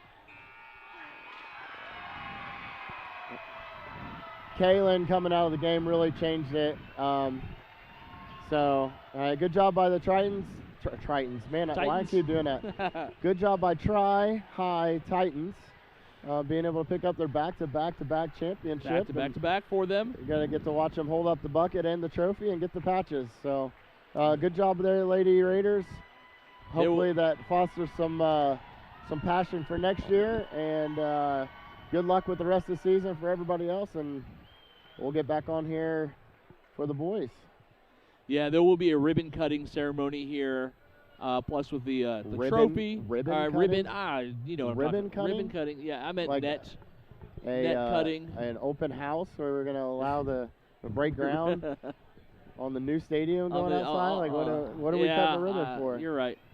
No, the nets will be cut down. Oh, the net cutting. Net cutting? Cutting the nets. So we've got some time. Yeah, so expect, probably closer to 8 o'clock for the boys' game. Yeah, so you guys can take a break and go do the dishes, eat your dinner.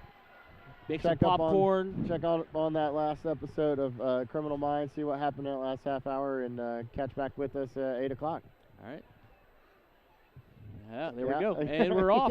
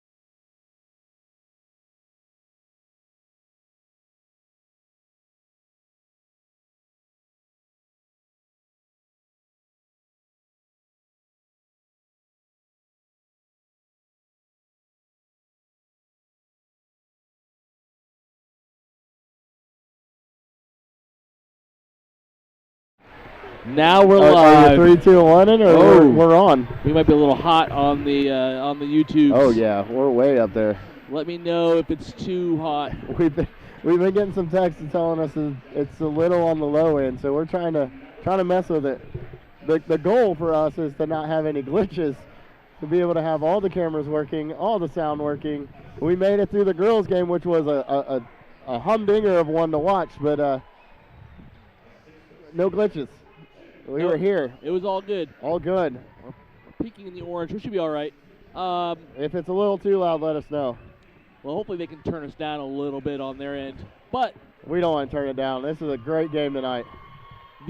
As you alluded to, it was a great girls' game. Tri did end up pulling it out to capture their third straight Henry County Championship. And hopefully, on our side, we are hoping that does not happen again. Not a sweep. Not a sweep for Tri. But I know Tri fans are hoping for that sweep. Tri starters for the night. Jonah Cox, number 3. Brian Kinder, number 4. Number 22, Lucas Frazier. Number 24, Eli Murphy. And number 34, Mason Butler. For the Shenandoah Raiders, it is number 3. It is number 3, Aiden Coffey. Number 1, Zane Mitchell. I went out of order. Number 12, Jarrett Hellman. Number 24, Maddox Davis. And number 33, Jaden Campbell. Yeah, and I don't know if you guys can hear it on the mic or not, but this is probably the biggest crowd and packed house that we've seen all year. Tri helpful and hopeful for the girls to be able to pack the stands, and then they stayed, and then they filled in, and I've seen some Knightstown people, I've seen some Blue River people, like they're coming back to see what's going on with this tournament. So that's right. Super excited to see how this is going to go. Tip-off is usually a really good indication of it. Hellman v. Butler. Hellman got up and got it. So Tri will have the possession arrow. And Butler denies the entry pass already and takes it away. One of the things we were talking about to some of the fans is just they really understood that this might be a slugfest, quote unquote. I'm doing air quotations. And so they're interested to see how the referees are gonna call the game. Oh yeah. And if they're gonna let them get away with it, or if they're just gonna kind of call it tight. A good indication of that is Butler. Foul on the floor. I think that'll be on Maddox Davis. Yeah. Yeah, Butler denying that entry pass. We noticed it in the other game. They were not allowing that with kind of the hand on the body and the deny, but with his length, kind of created that controversy. Or not controversy, that created that turnover, and then they try to entry it to Kinder, and Maddox is already blocking him out, trying to get the rebound. That pass didn't come in yet. So last week, Shenandoah did pull out the victory against Tri on Tri's home court, and so Tri's looking to return the favor. Yeah, what's interesting is we have. It would be a shove. And there's the cheers, because everybody in the building is definitely thinking the same thing, is how are they going to call this? Yep. We know it's going to be a tough one. Sorry. It's Butler's first. Did they call it on Butler? They called it on Butler. Interesting. I thought they were calling it down there on Jaden, on Kinder. Yeah, so did I. Well, that's not good for Tri, because getting him in foul trouble is what hurt them the last time we played them. Absolutely. Because you can tell the offense, they're trying to run it through Butler with his height.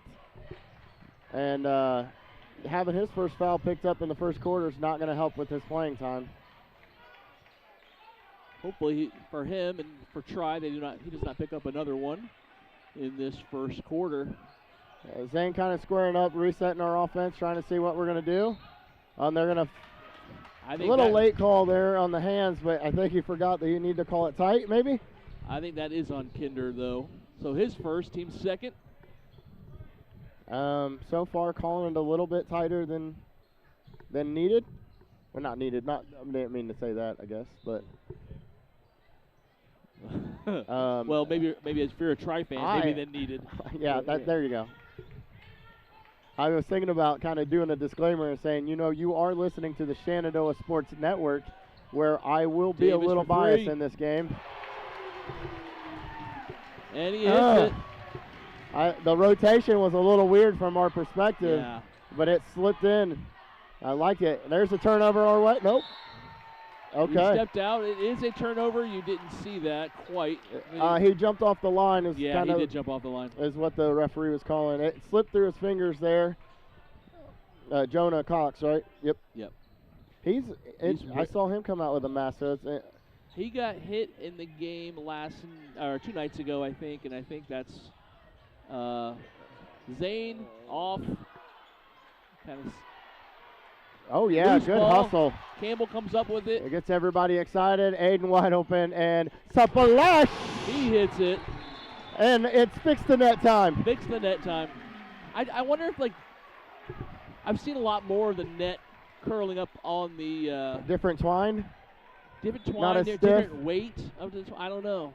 Maybe such a pure shot, it's just going to make that net flick right on top. That's what the coach is wanting. A denial by Jarrett. 6-0 lead. Ooh, that was a pop. Wow, that was hot. I shook my head. I'm going to change that out before the next game. I shook my head. Yeah, sorry about that. Woo. With a little ring in my ear. Yeah, it got me too, so my bad out there. Maybe I'll flick it next time we get a... Okay. Good basket. Yeah, so... By Kinder. Definitely you could tell Butler knew that there was going to be a cutter on the backside and found Kinder on the cut. That's the type of ball movement I wanted for the girls. Oh, yeah. Held found it for spot. 3. Oh. Just off the front of the rim. 1-2. A little off. Good rebound. That's good box out right there to be able to give it space. Frazier missed that for 3. With this mic being as hot as it is, it's very... Well, trying to see if we've got that Blue River feel for the game of three-pointers. Oh, we got the crowd booing them up. Oh, boy. Trying to get in his head a little. Already. First quarter. Murphy with the ball, kind of looking to set the offense up. Kicks it over to Butler. He does his signature drive. A little flare up. No good. Misses it. Oh, yeah. Zane already 1-2. And then, Zane releases backside. You could definitely see the crowd doing the travel call. There's about 15 of them all doing the big wheels keep on turning signal.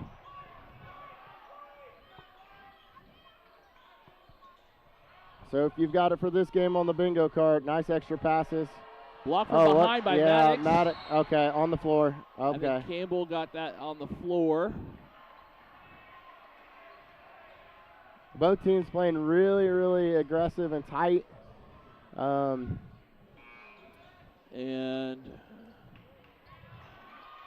Braden Jackson checks in for Butler. Getting him a little bit of a break. What I did notice about Butler is he gets pretty red once he gets tired. So you could tell maybe coach has kind of picked that up. We got the roll or the flasher. We kind of picked him up. It was good. 3-pointer from Kinder. Good rebound by Hellman.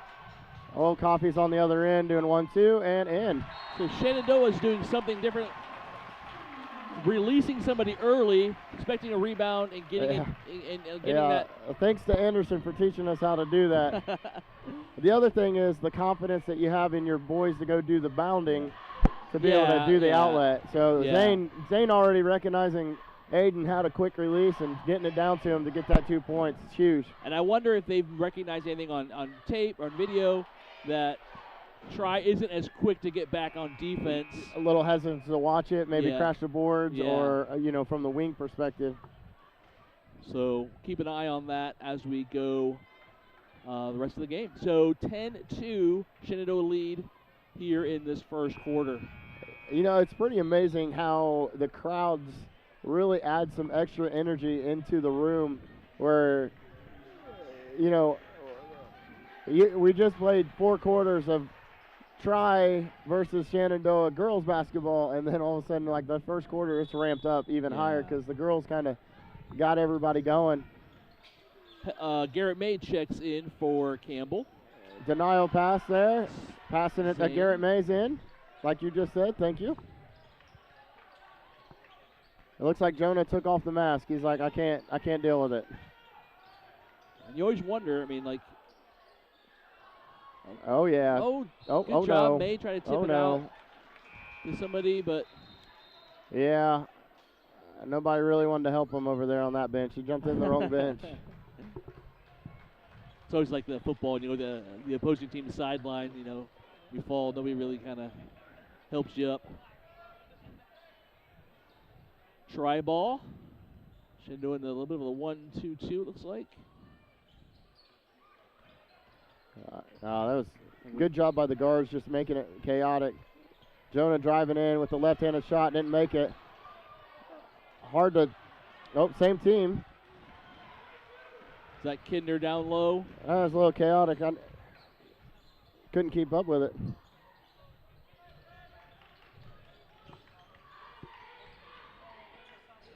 Same bringing it over, passing over to Hellman in the corner.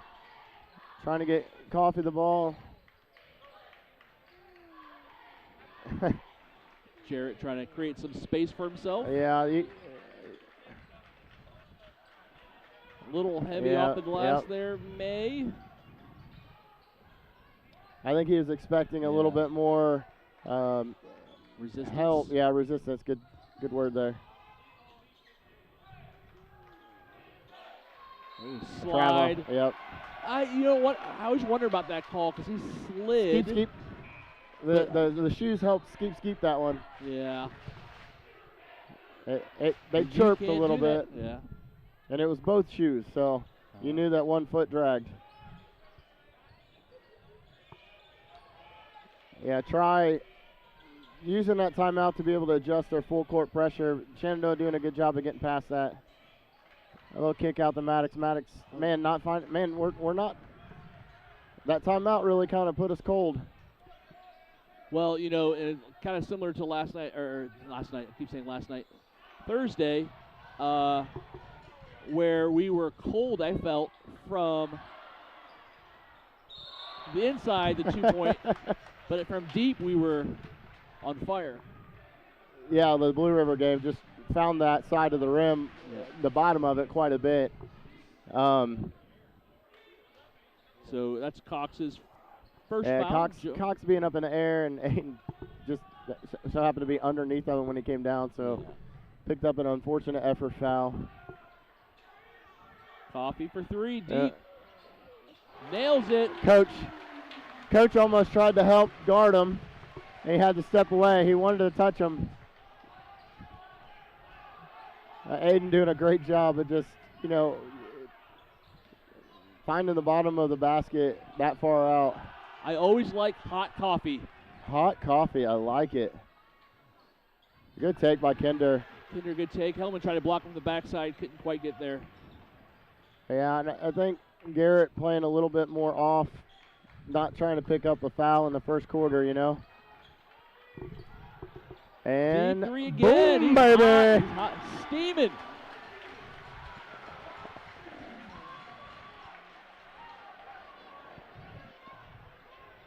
Yeah.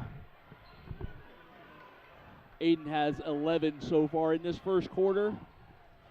And yeah, we're communicating really well. We've got a little bit of savviness here on defense, trying to make sure that we converge. And Jonah, where's the help? Yeah, nobody else crashed. Brady Jackson picked up that ball and put it back in for the Titans.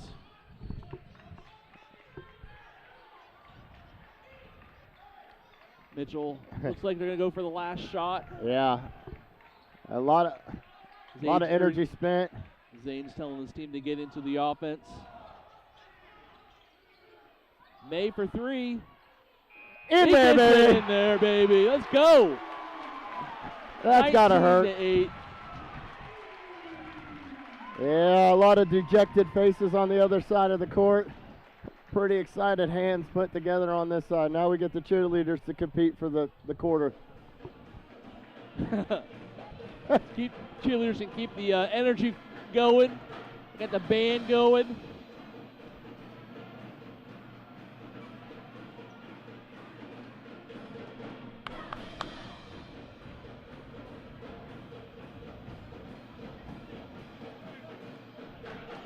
Go Big Blue.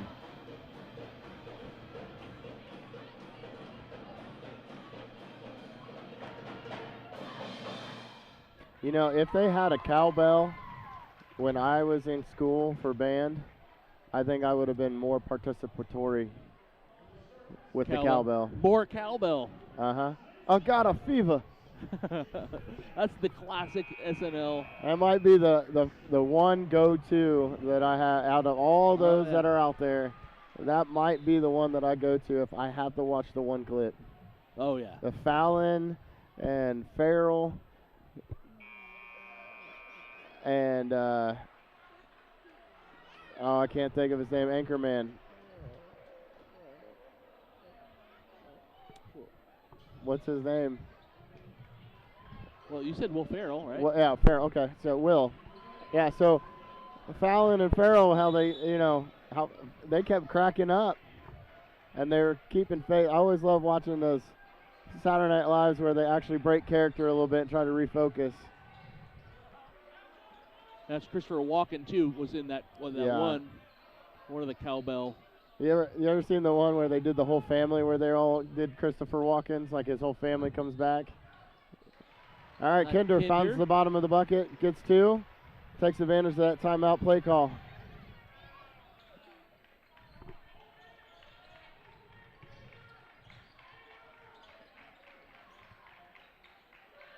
Murphy on Hellman. Hellman turns around, nobody wants to guard him, and he gets slapped in the arms and face.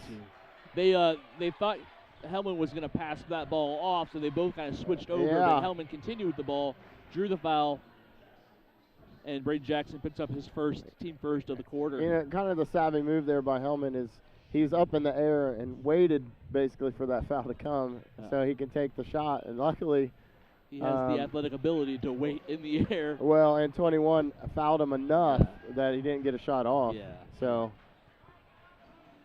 we got the cheerleaders in the stands making some noise. Yeah, that helps with our wood bleachers.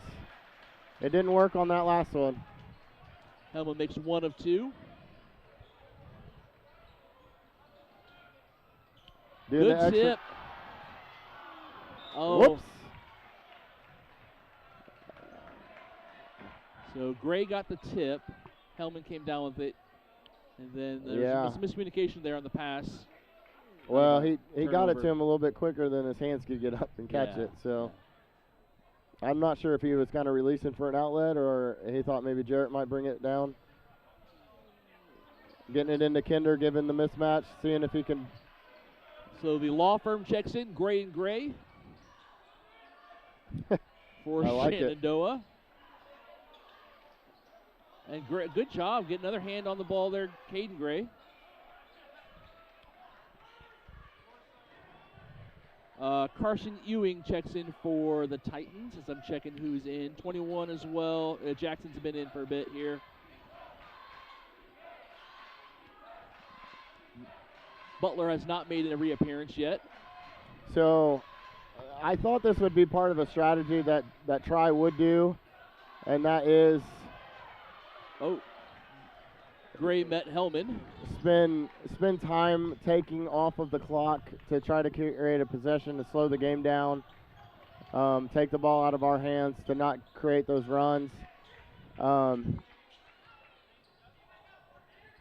Unfortunate for them, it's already a 10-point ball game, so. Oh, they're going to call a foul on Yeah, they're Zane. going to call a foul on Zane to push off.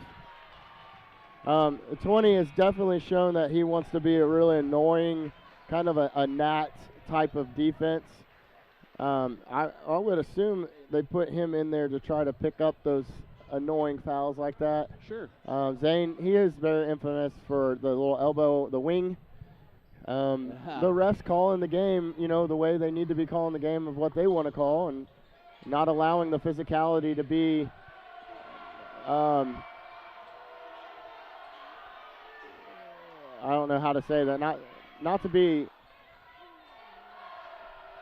inappropriate. So the question is, and Butler uses his body a lot, just like Zane does. Yeah. But maybe I think the difference that I'm noticing is how square our shoulders are defending. Caden wasn't able to stay square and give him his chest. He was more elbowing and shouldering it too. Caden Gray picks up his first foul. Where Ewing is more squared up and cuts off that space.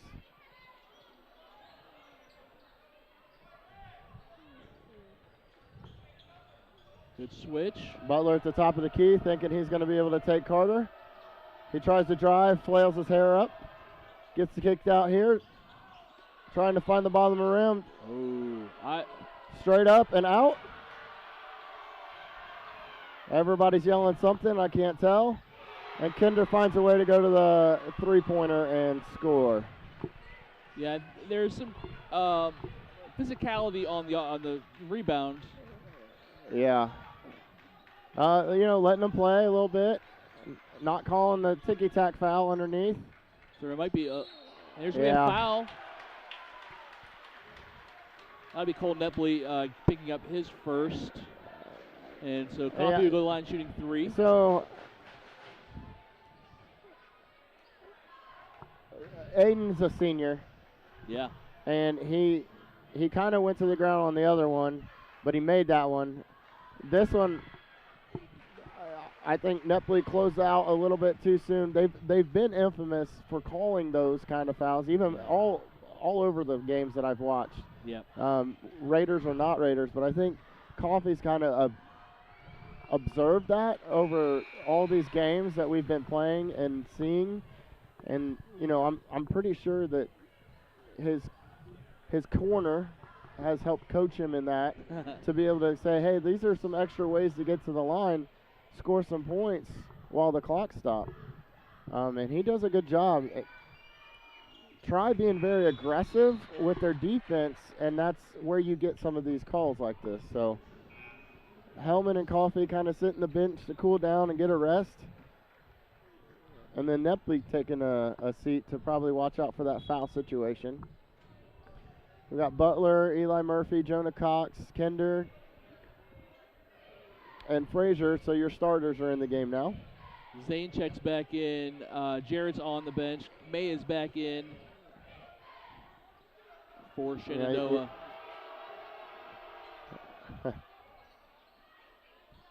Drives and hits the back of the rim. Picks up the rebound. And you can see Try already responding, getting back on defense more quickly.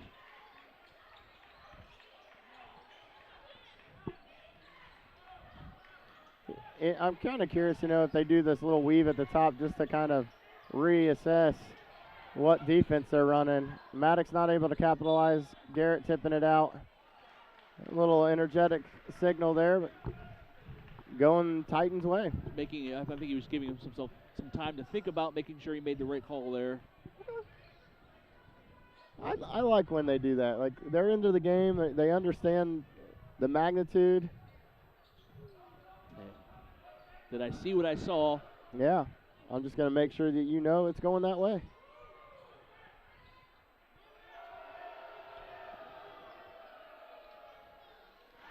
Butler drives and scores. One of those things that they basically kind of communicated to Butler and said, listen, you're going to need to take over this game because we do this. Maddox Davis hits a 3. We scored 3 points to your 2 points while our shooter's on the bench. It's beautiful. And when Maddox is hitting his threes, he had 20, I think, in the Blue River game. Has built that confidence. more balanced scoring for Shenandoah. It makes it difficult for other teams. See, they're going to call a block there on May. Who? I think it's going to be on May. You think? Yeah. Yeah. And again, I see the offensive player making that. May's trying to figure out what he's doing. Well, it's frustrating for May probably a little bit because Butler's running into him, creating that contact. And I think I would like to see him slide over and cut off where he's trying to go and take that charge. Sure. Make those refs make those calls, because if you're turned a little bit, you're not squared up, you're going to get that block call. And if you don't have good position, as you said. He is a little chaotic. All right. It's going to get a little heated. Like, you can see the game within the game. He just mouthed a lot of stuff right there to May on the way back. Who, Butler? Butler, yes. Yeah.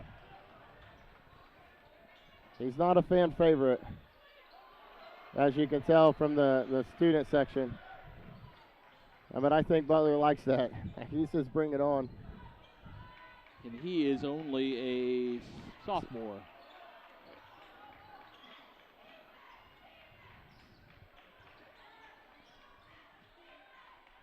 So passing around the top of the key, maybe trying to run some kind of offense out of this. And you can kind of a little bit see there. A little loose ball, and we're not back on defense. Oh, good block by Zane. I like it.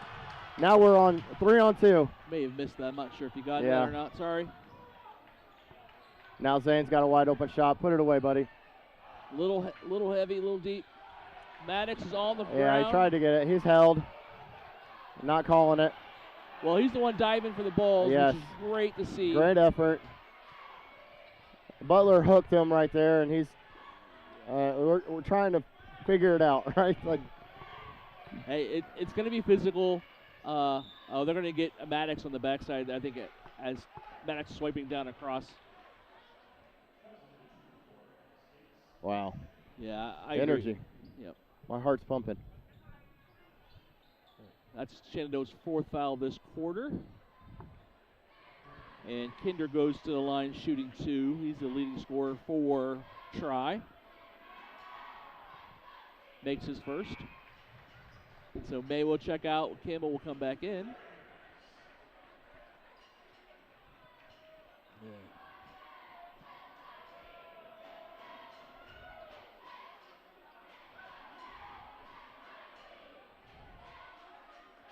What I am noticing, though, is a lot of these players are tired. Not so much tired as in they've been playing basketball for a long time. It's just at a fast pace. And it's one of those things that's like, hey, I kind of just need a little bit of a break. That's way off. Hellman tried to get it back into somebody, but to no avail. And then they take advantage of not having anybody down on defense. Kinder's been the consistent scorer for Tri this half. Oh, moving screen. It's getting yelled by the fans. I'm sure there's somebody to ask for a foul. Huh. So if we're playing stand bingo, moving screen, or could be like a fill-in. These two teams have a very heated rival amongst fans, where the respect of each team is intense. Hellman's asking for the ball. They double team. So that's like the third offensive foul called on the Raiders, and none have been called over here on the Titans. They got Jarrett with a little bit of a hook. Titans.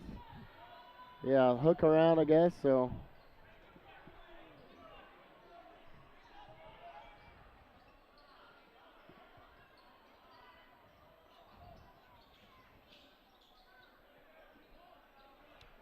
But it's okay. For now. For now. Right, and then. So Eli taking it, looking over Good Jonah. Tip by deflection, and goes Jonah gives it back to us. Jonah Cox tried to corral that ball back in, but second time it kind of slips out of his fingers right there in that little corner. 9 seconds left. Let's see what we do with it. Who do you got shooting it? Coffee? You think they're going to let Coffee take this shot? No, but I think that's that's going to be Jarrett Hellman. And he drains it. Mwah! Let's go into halftime with a little bit of 29-18. Shenandoah has an 11-point lead here at the end of the first half of the boys Henry County Championship. Needed that one too. Absolutely. Every bit helps. We'll be back.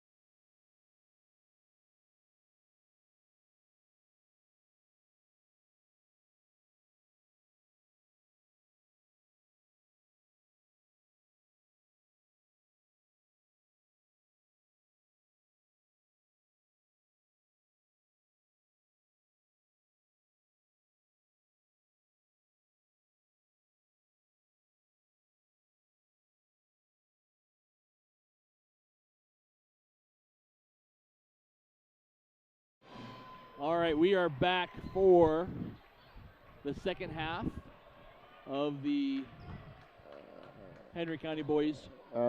Tries coach just telling him to go straight to the bench, no shooting. Bold strategy, Cotton. Well, it looks like they're getting ready. Got about a minute left. We have infamously been very slow coming out of the third quarter. Yeah. It's always a great opportunity for another team to kind of go on a run and close the gap. Hopefully we can change that trajectory tonight.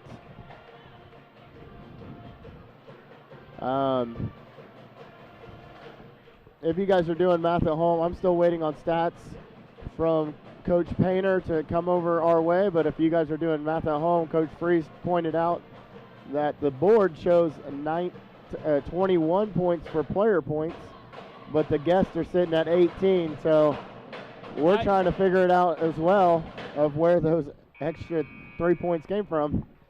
Yeah, well, I sent that information down to appropriate channels, and I'll let them figure it out. So yeah, we have no control over those no, things. And we're very far away. Hopefully that gets adjusted. Yeah, it's going to be a little weird though. Like, where did they come up with those 3 points? Is it a player extra 3, or should it be 21-29? And when will they adjust that? Because that makes a difference. It's an 8-point game, or that was a little bit of a Coffee needs to come towards that pass. Yeah. Jonah doing a really good job of closing off that space and being able to tip it out, but luckily it went a Raider way. Trying to do it again. This time he squeezes it out. Not much of a roll. Zane taking it, driving, getting pushed out, but still stayed in bounds, kicked it out. Hellman with the 3. A little hard. A little flat there, looked like. Yeah, a little hard, a little flat. Not quite the shot he did right before half.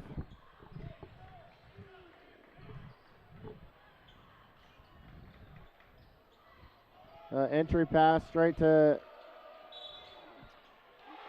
basket will count. Butler will go to the line to finish the 3-point play. And Campbell picks up his second foul. Shenandoah's first of the half. I guess of the quarter now. All right. Yeah, it's that mismatch, you can tell Butler, as soon as they got Campbell on him, he went right straight at him. But look at Butler's hustle to be able to pick up the ball and pass it over to get a 3-pointer. Eli Murphy throwing up the 3. Getting a timeout because Coach said this is a slow start and I don't want to start this way.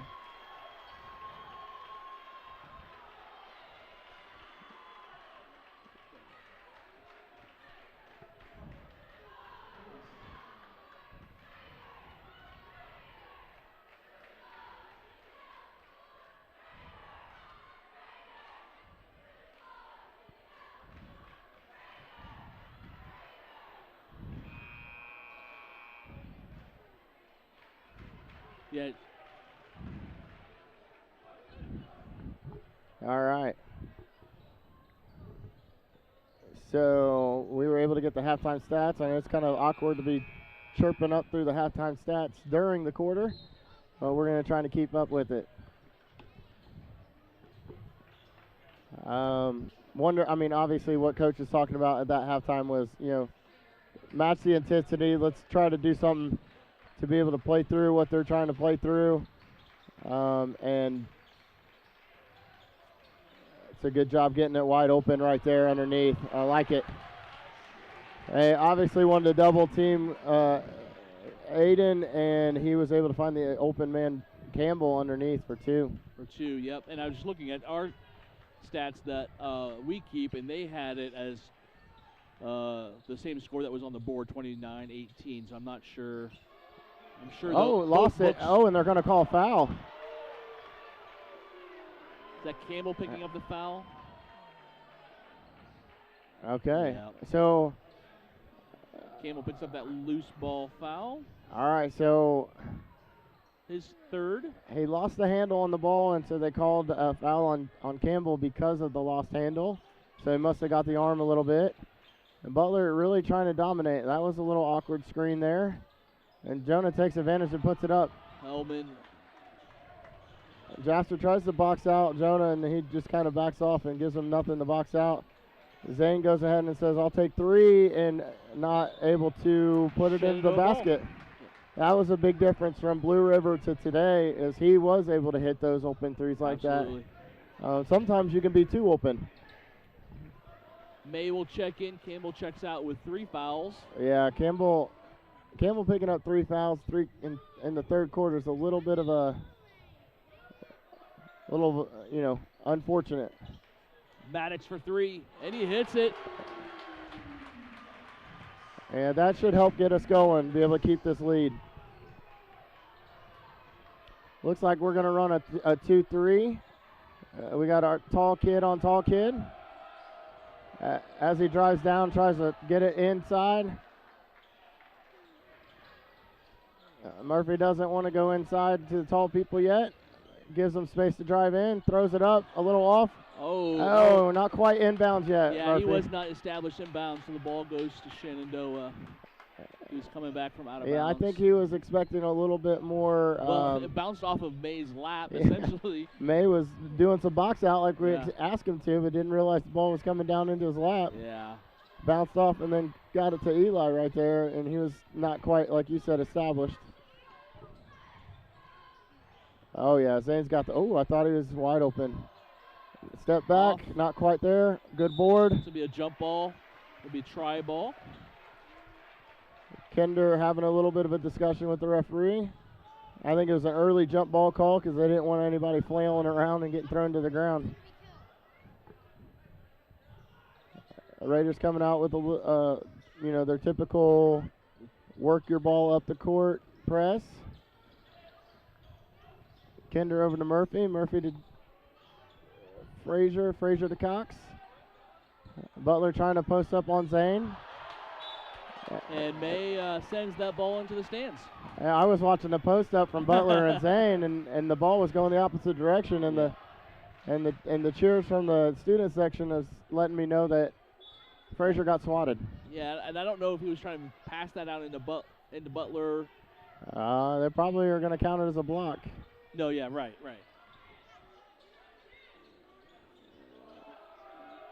Getting it at the top of the key. They call a block on. Yeah, I'm not sure. We've got to have a conversation on what we do different, because Butler doing a really good job of understanding what the situation is and how they're calling it and driving into the basket and using his leverage. We're not like. I think Jarrett's right hand was tangled. Yeah, it was tangled up. But I think if we get scored up, we can take a charge.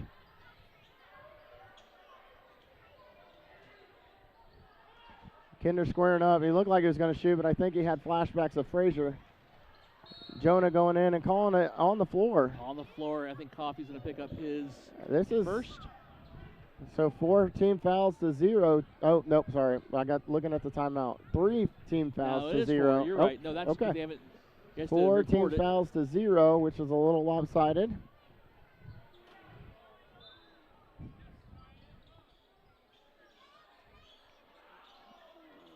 Oh, yeah. Got it to Aiden. Aiden back to Jarrett. Jarrett. Oh, man. That's rough.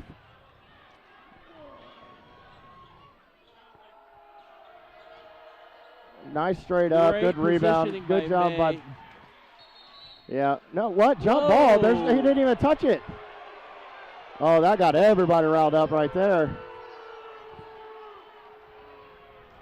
That was probably, that's a questionable call there. Yeah. That was okay.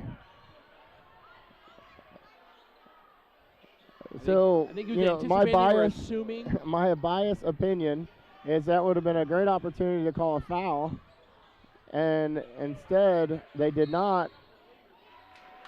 Well, Butler's going to pick up his second. Even if just letting it play this, because I don't think Well, there was enough in either you direction. can tell that they were real quick on the jump ball down here, but they were tangled up, and you didn't want to get bodies thrown. Yeah. They might have had this conversation, hey, on jump balls, we got to stop it pretty quick. Yeah. I mean, because the guys are technically twisting. they might have been right there together, locked, boom, boom, but Garrett does a good job of being able to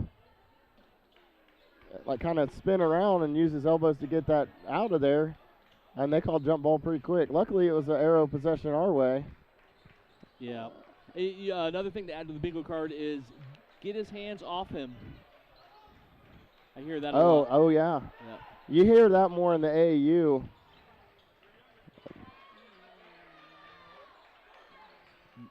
Hellman's asking for the ball. Right, he thinks he's got a mismatch here. Drives out there, kicks it out to May. May to Aiden. Aiden finds some depth. Not able to capitalize. First half, that fell. Hopefully, will continue to fall. We fell asleep on defense right there, and then we fell asleep on box outs. Well, May had a good position, but nobody else really. Yeah, we kind of got a little lazy on the backsides, and nobody went and crashed out across the boards or found anybody. The only body that did that was May.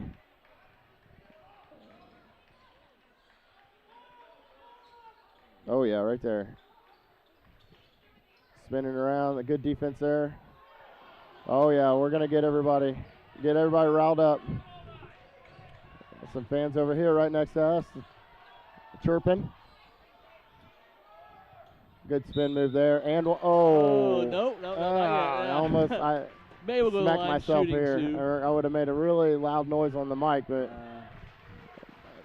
about chewed up the same words I get mad about. And that's Jonah Cox's second foul. A really hard-fought 9-point lead. Really trying to try from cracking that. Every time we try to get to that double digits, they bring it right back in. So nice job by May making the first one. Take that to a 10-point lead. And that double digits is always nice to have mentally.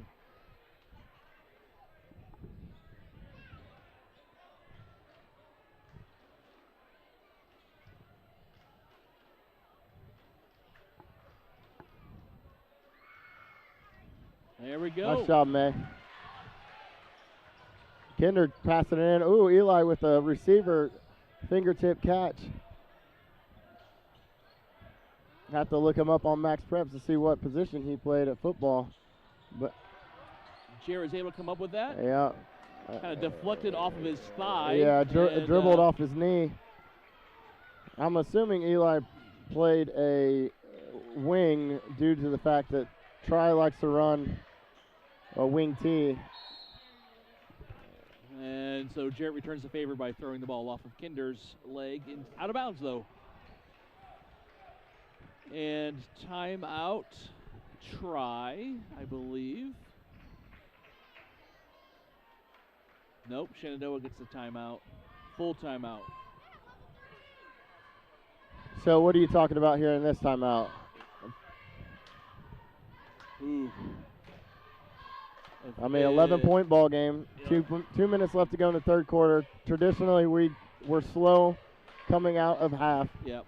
I think we weathered that storm a little bit.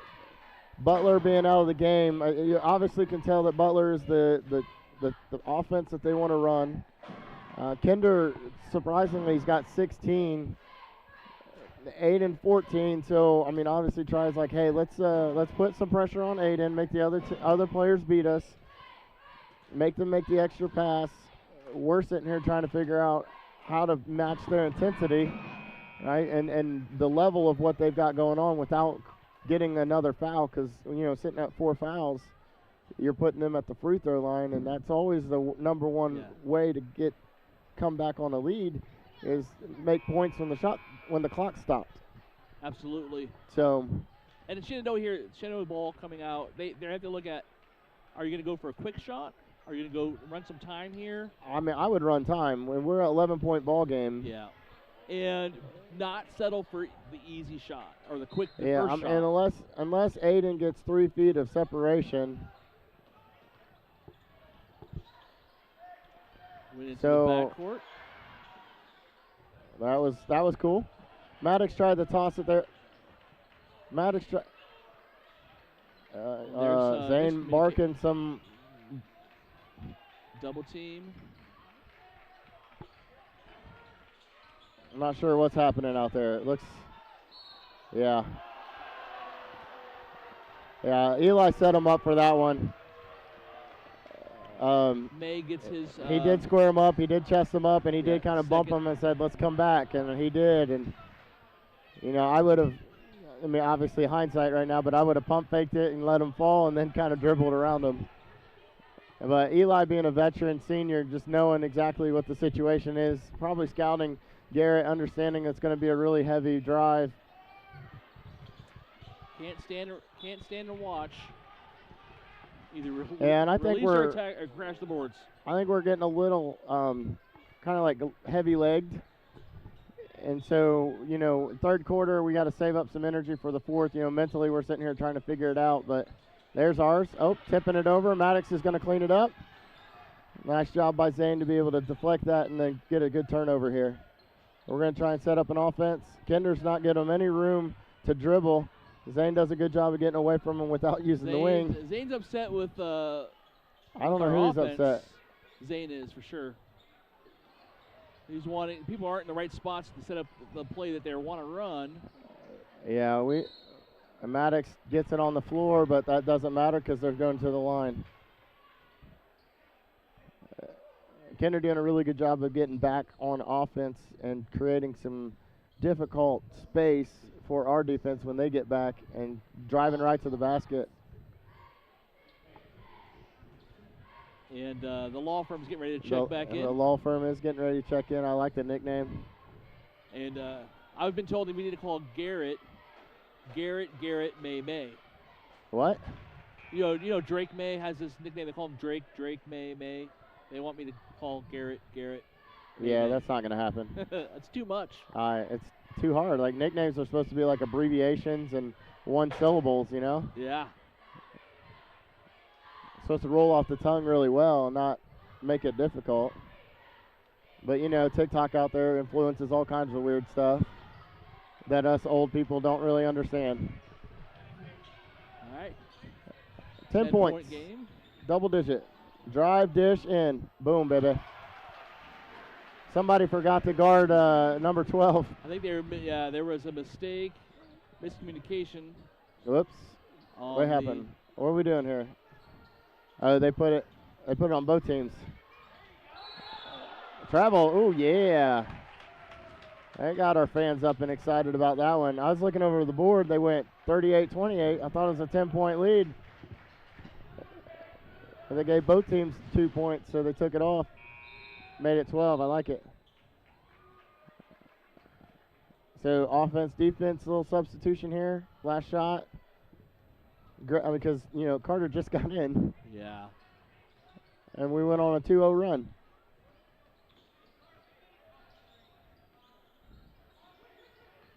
Well, Maddox is a better, I think, three-point shooter. Shooter than Carter would be. Maybe they know they're going to hold to the last. But Zane takes it short.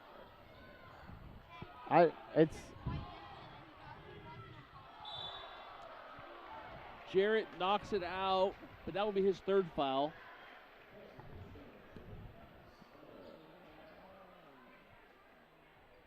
Yeah, the angle in which they had a look at it, it looked like Jarrett fouled him because of the ball being out. And he probably already had his whistle ready to blow because he didn't expect the athleticism of both players. But because Jonah wasn't able to kind of hold on to the ball, slip through his fingers again, it kind of created that foul call. It's unfortunate picking up his third like this in the third quarter. I'm not a big fan of the shot at 11 seconds, but yeah.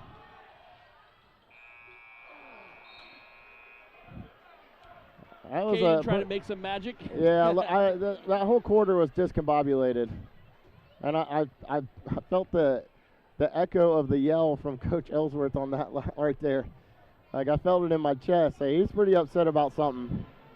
I mean, what? Butler's going to check back in for try. They went on a run without Butler in there. Yeah.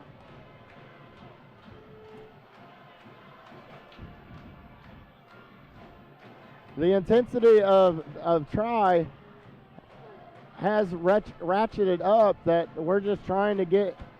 I think we have heavy legs and we're just not getting in positions, and that's what's creating those fouls. Yeah.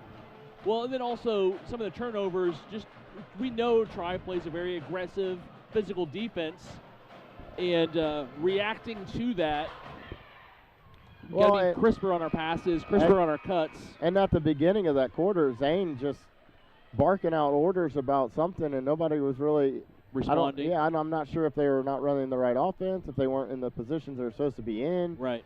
But, he's always been a general of the court, knows everything. And, Coach Ellsworth relies on him to be able to put everybody in a good position to be successful, like be the coach out on the court. And, I mean, I'm not sure, but the body language and the tones weren't there to be able to say, we're winning this ball game by 12. It was, we're down by 3. And, Try's kind of kept their keel, been consistent. We're just being able to, find ways to get open people the ball and score.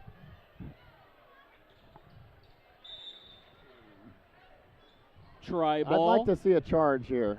Like, take a charge. 1-3-1 looks like Shenandoah is in. Kinder finding his range. He did indeed. Hits a 3. He has 17 on the 20 on the night. Yeah, I think the coach on Try knew that they were going to come out in that 1-3-1 and drew up a perfect play to be able to get Kinder a shot. Oh, squeeze in there, baby. The and one. Oh, the excitement of that one. Man, I think he went through 3 players to get that. Who are they talking to? Who are they giving it to? Number 4, Kinder.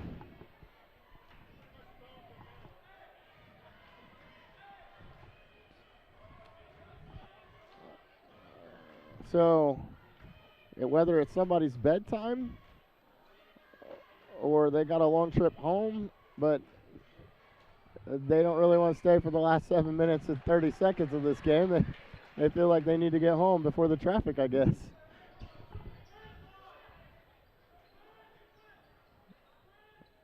I mean, the IU game was yesterday, right? It was. Which was beautiful, and it was some boos from the crowd. Murphy with a short. Air ball, rebound. There's a board by Zane. Zane's going to find Coffee right now. Nope. Processed it, gives it to Jarrett. Jarrett to Maddox. Maddox with 3. You could tell when it's going to go in with the smooth, like the release. His release, when he's straight up and right at it, it's definitely something. What a board. Good job by, oh yeah. Yep. He saw it. I didn't see. I saw it. So I wasn't paying attention. I was looking at something else. So they were running down the court, and Caden did a really good job of being straight up and making it frustrated for that miss. And then as they were running down the court, Butler gave him a nice little elbow to the chin and knocked Caden off his path, and the ref was right there watching it. That's his 3rd. Maddox finding some more space. Another 3. And Try calls a timeout, full timeout for Try. Yeah. And their momentum has kind of swung back this quarter to Shenandoah. Yeah, they did something to make us a little agitated. Now, it'd be interesting, especially as a coach, you get pretty excited about something that you intensified in that timeout. You hope that you think that you made the difference. I don't know. Yeah. That's a moment where, as a player, you can trust your coach to get you sparked up in a moment of necessariness to be able to win just a second of a game that's going to make a huge impact.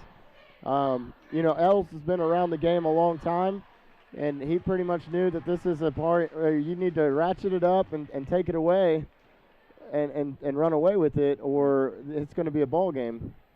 The intensity on everybody's face right there. Caden doing a good job of stopping Butler from scoring, the hard rebound, the foul, and then the answer, Maddox just, finding the bottom of the rim, just taking the will out of the tries.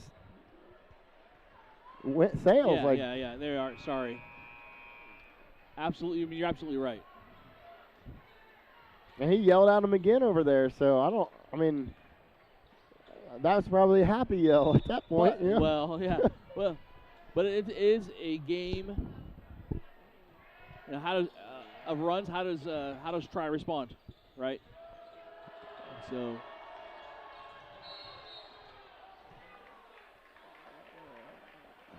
I don't understand. The basket is good. Butler will go to the line shooting 2. Gray will get called for the foul. No, Hellman gets called for the foul. No, it's 21. 21, I'm sorry. Yep. They do that. Yeah, well, because you're at the table. But it was reversed from. Yeah. Yep. So Gray picks up his second. Caden Gray. Doing it again. Got that squinty eye. Cox was able to get underneath, grab the rebound. The intensified eye. Shoved out of? No, it was just a. No, he was out of bounds and threw it off of somebody that was going out of bounds, and they just called it out of bounds. The official gave a push. Push signal? They showed 4, number 12 got picked up a foul. 4, number 12. I don't know if they know that. Oh, wait, 21. Hold on, I'm confused. Yeah, I think they just put it on the board wrong. 3:21. So they called it on Gray again. Yeah, because Gray and Hellman were both there. And probably the 21-12 got them too. Yeah. Sometimes the officials make mistakes on the numbers too. Yeah, that was good space. Coffey will go to the line shooting 2. And Nepley picks up his second, I believe.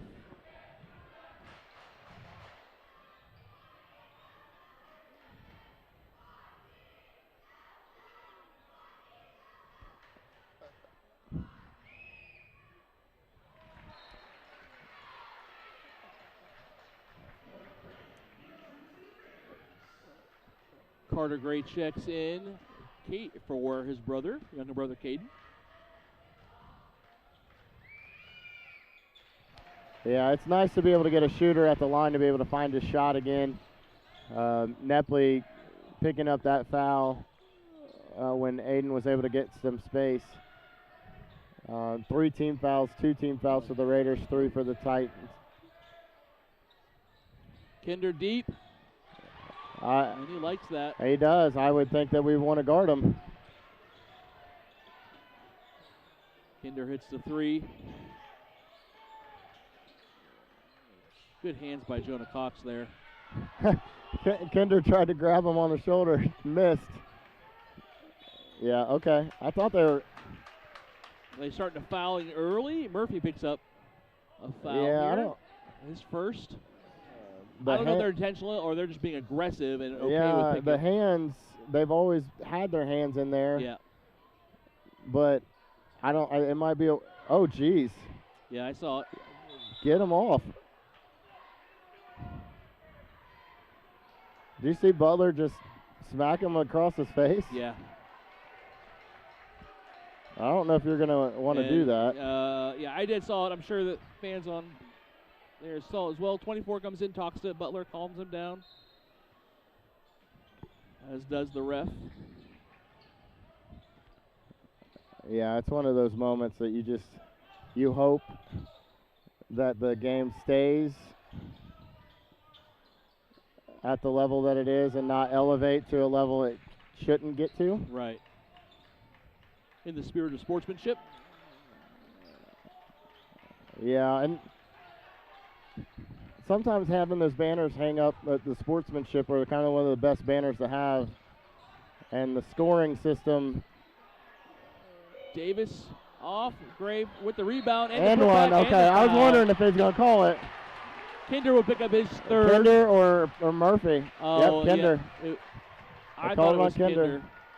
I didn't know if Murphy poked at it down there below or not. Yeah. Look at Mr. Reliable coming in from the law firm to be able to get the and one and extend this lead to make the frustration He's pile the senior up. partner of the law firm. And he hits his literally free throw. Yeah, literally. Literally. I would probably give a little bit more guarding to Kinder, especially when he's over on that side. That's all right. But Nepley hits the three. You can have those threes. And full timeout. That was what we noticed in the Shenandoah girls game was Houchins. Yeah. One of their player at the table said that she hasn't scored in 3 games. Oh. And she was able to come up with 3 clutch threes. Yeah. Tonight to be able to get them over the hump. So big players, big situations.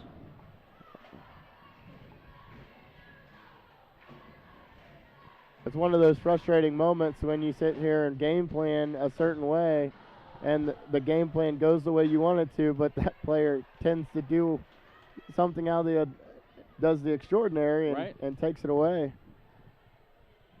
And try here tonight, Kinder and 25, definitely putting the team on his back, trying to score some points to be able to bring them within,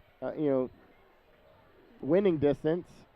But Shenandoah doing a good job being able to not turn the ball over, take care of it, make the shots when needed. You just hope that it doesn't get out of control where, it takes away from what great competitiveness these teams are showing tonight. Well, I think it's the responsibility of the players, and obviously and coaches, but many of these players are seniors, and they understand the competitiveness, but they also understand, hey, there's a line, and they're going to try to keep each other in check. Reverse.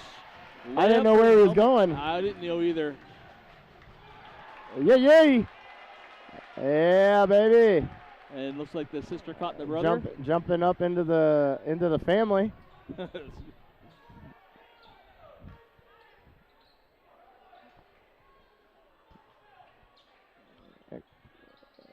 Butler has Gray down low, posted up, but oh goodness, tips it right to in the right spot. Yeah, it's just going to be his night, isn't it? Right spot, the right time. He has 27. He's trying to single-handedly will the comeback, the Titans back into this game.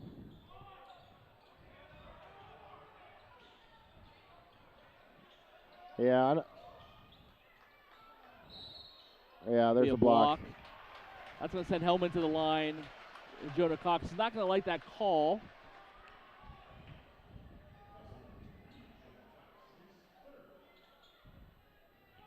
Little barkage. Cox and Zane right there. They're still talking. Maybe they're just. And now Aiden's over there talking to him. It looks like they're. The referee's over there listening to it too. Oh, by the way, Jarrett's shooting free throws. Yeah, I got that. Made the first, made the second. Game is much different than the first encounter just a week ago.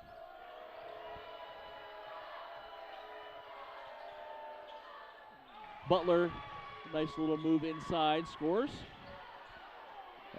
That was awkward. Nepley doing a really good job of showing how to do a tackling drill. Maddox hits a three. I don't know how to throw this out there, but coffee and cream. Oh. Like, he has been pure tonight. Yeah. Sugar. Great defense by both players. Hola! Yee.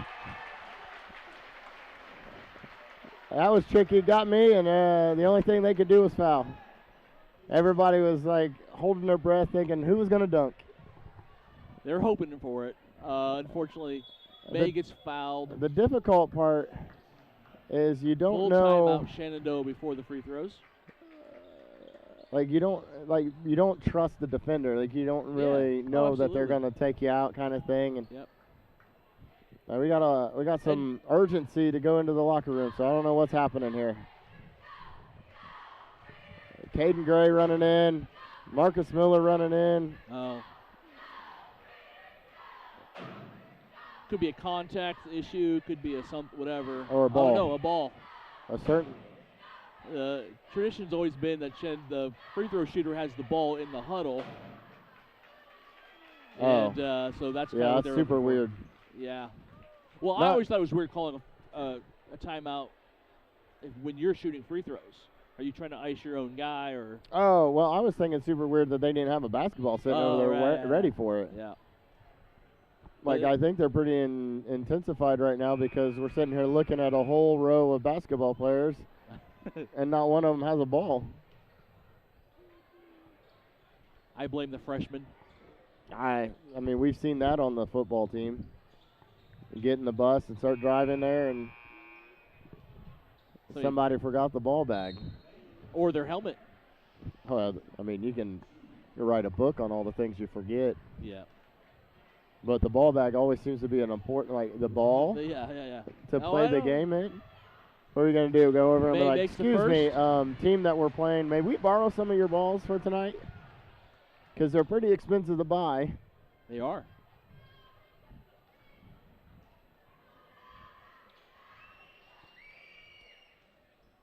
And makes his second. Do you think right there that's the necessary point needed to kind of just quit the surge?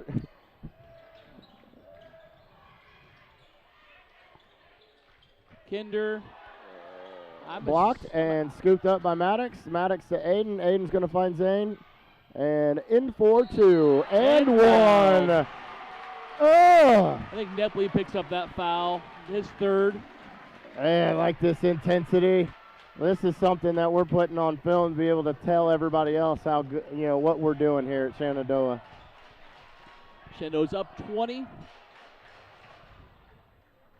And I'm looking at the body language, and I think that one right there was the dagger. Frazier checks in. It's been a while.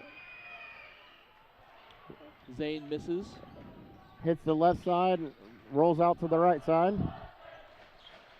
Nepley feeds it in. Start the buses. Another That's block. Blocked by May. And that's out on Jarrett. Yeah. His foot on the line. Hits him in his face, so not expecting it to get to him that quickly. He jumped out of bounds. Or it hit out of bounds, either one. 20-point lead.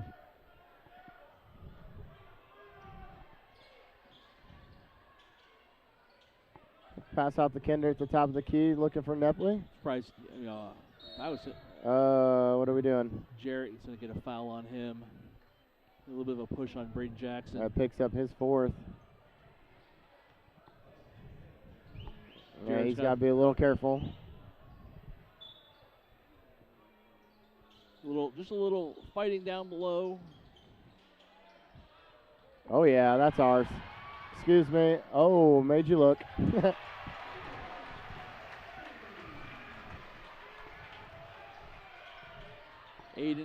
Oh, Kinder testing his range. And he hits it.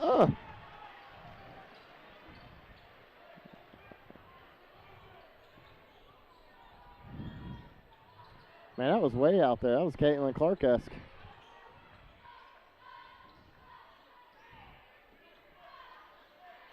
Shorten the game, guys. Yeah, we don't need shots. What you got? What do you say? Layups and free throws? Layups and free throws. And we will take Aiden Coffey to the line shooting two. Nepley picks up his fourth, I think. Well, it says 3 on the board.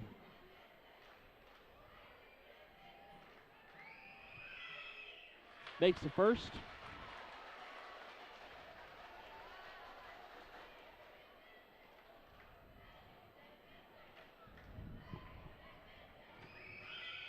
And the second. They're doing a great job of making our free throws, too. Absolutely. And that's the number one thing that's just really kind of keeping this lead ahead. Kind of takes that strategy. A little late. They're going to call Zane on the foul. Yeah, I think he wanted to wait and see if we were going to intercept it or not. Maybe. It was a little late. We got an all come on, so maybe we want to add that to the bingo. Hey. Maddox with the rebound.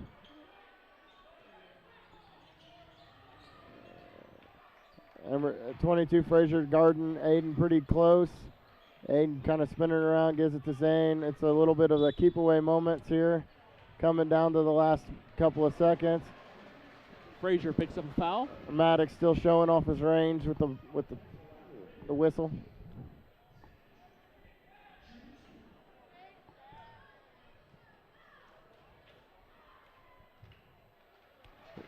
Zane continuing the streak of made free throws for the Raiders.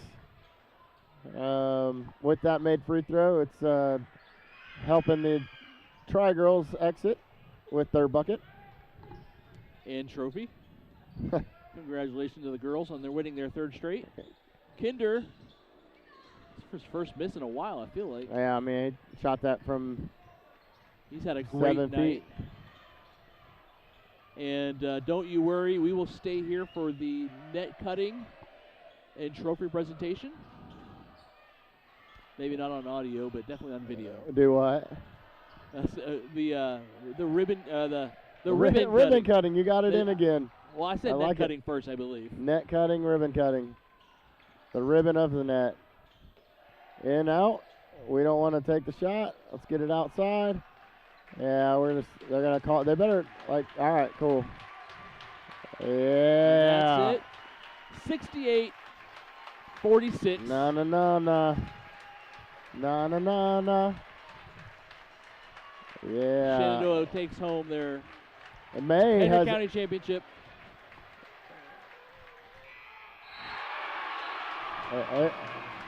The basket will not count. Yeah.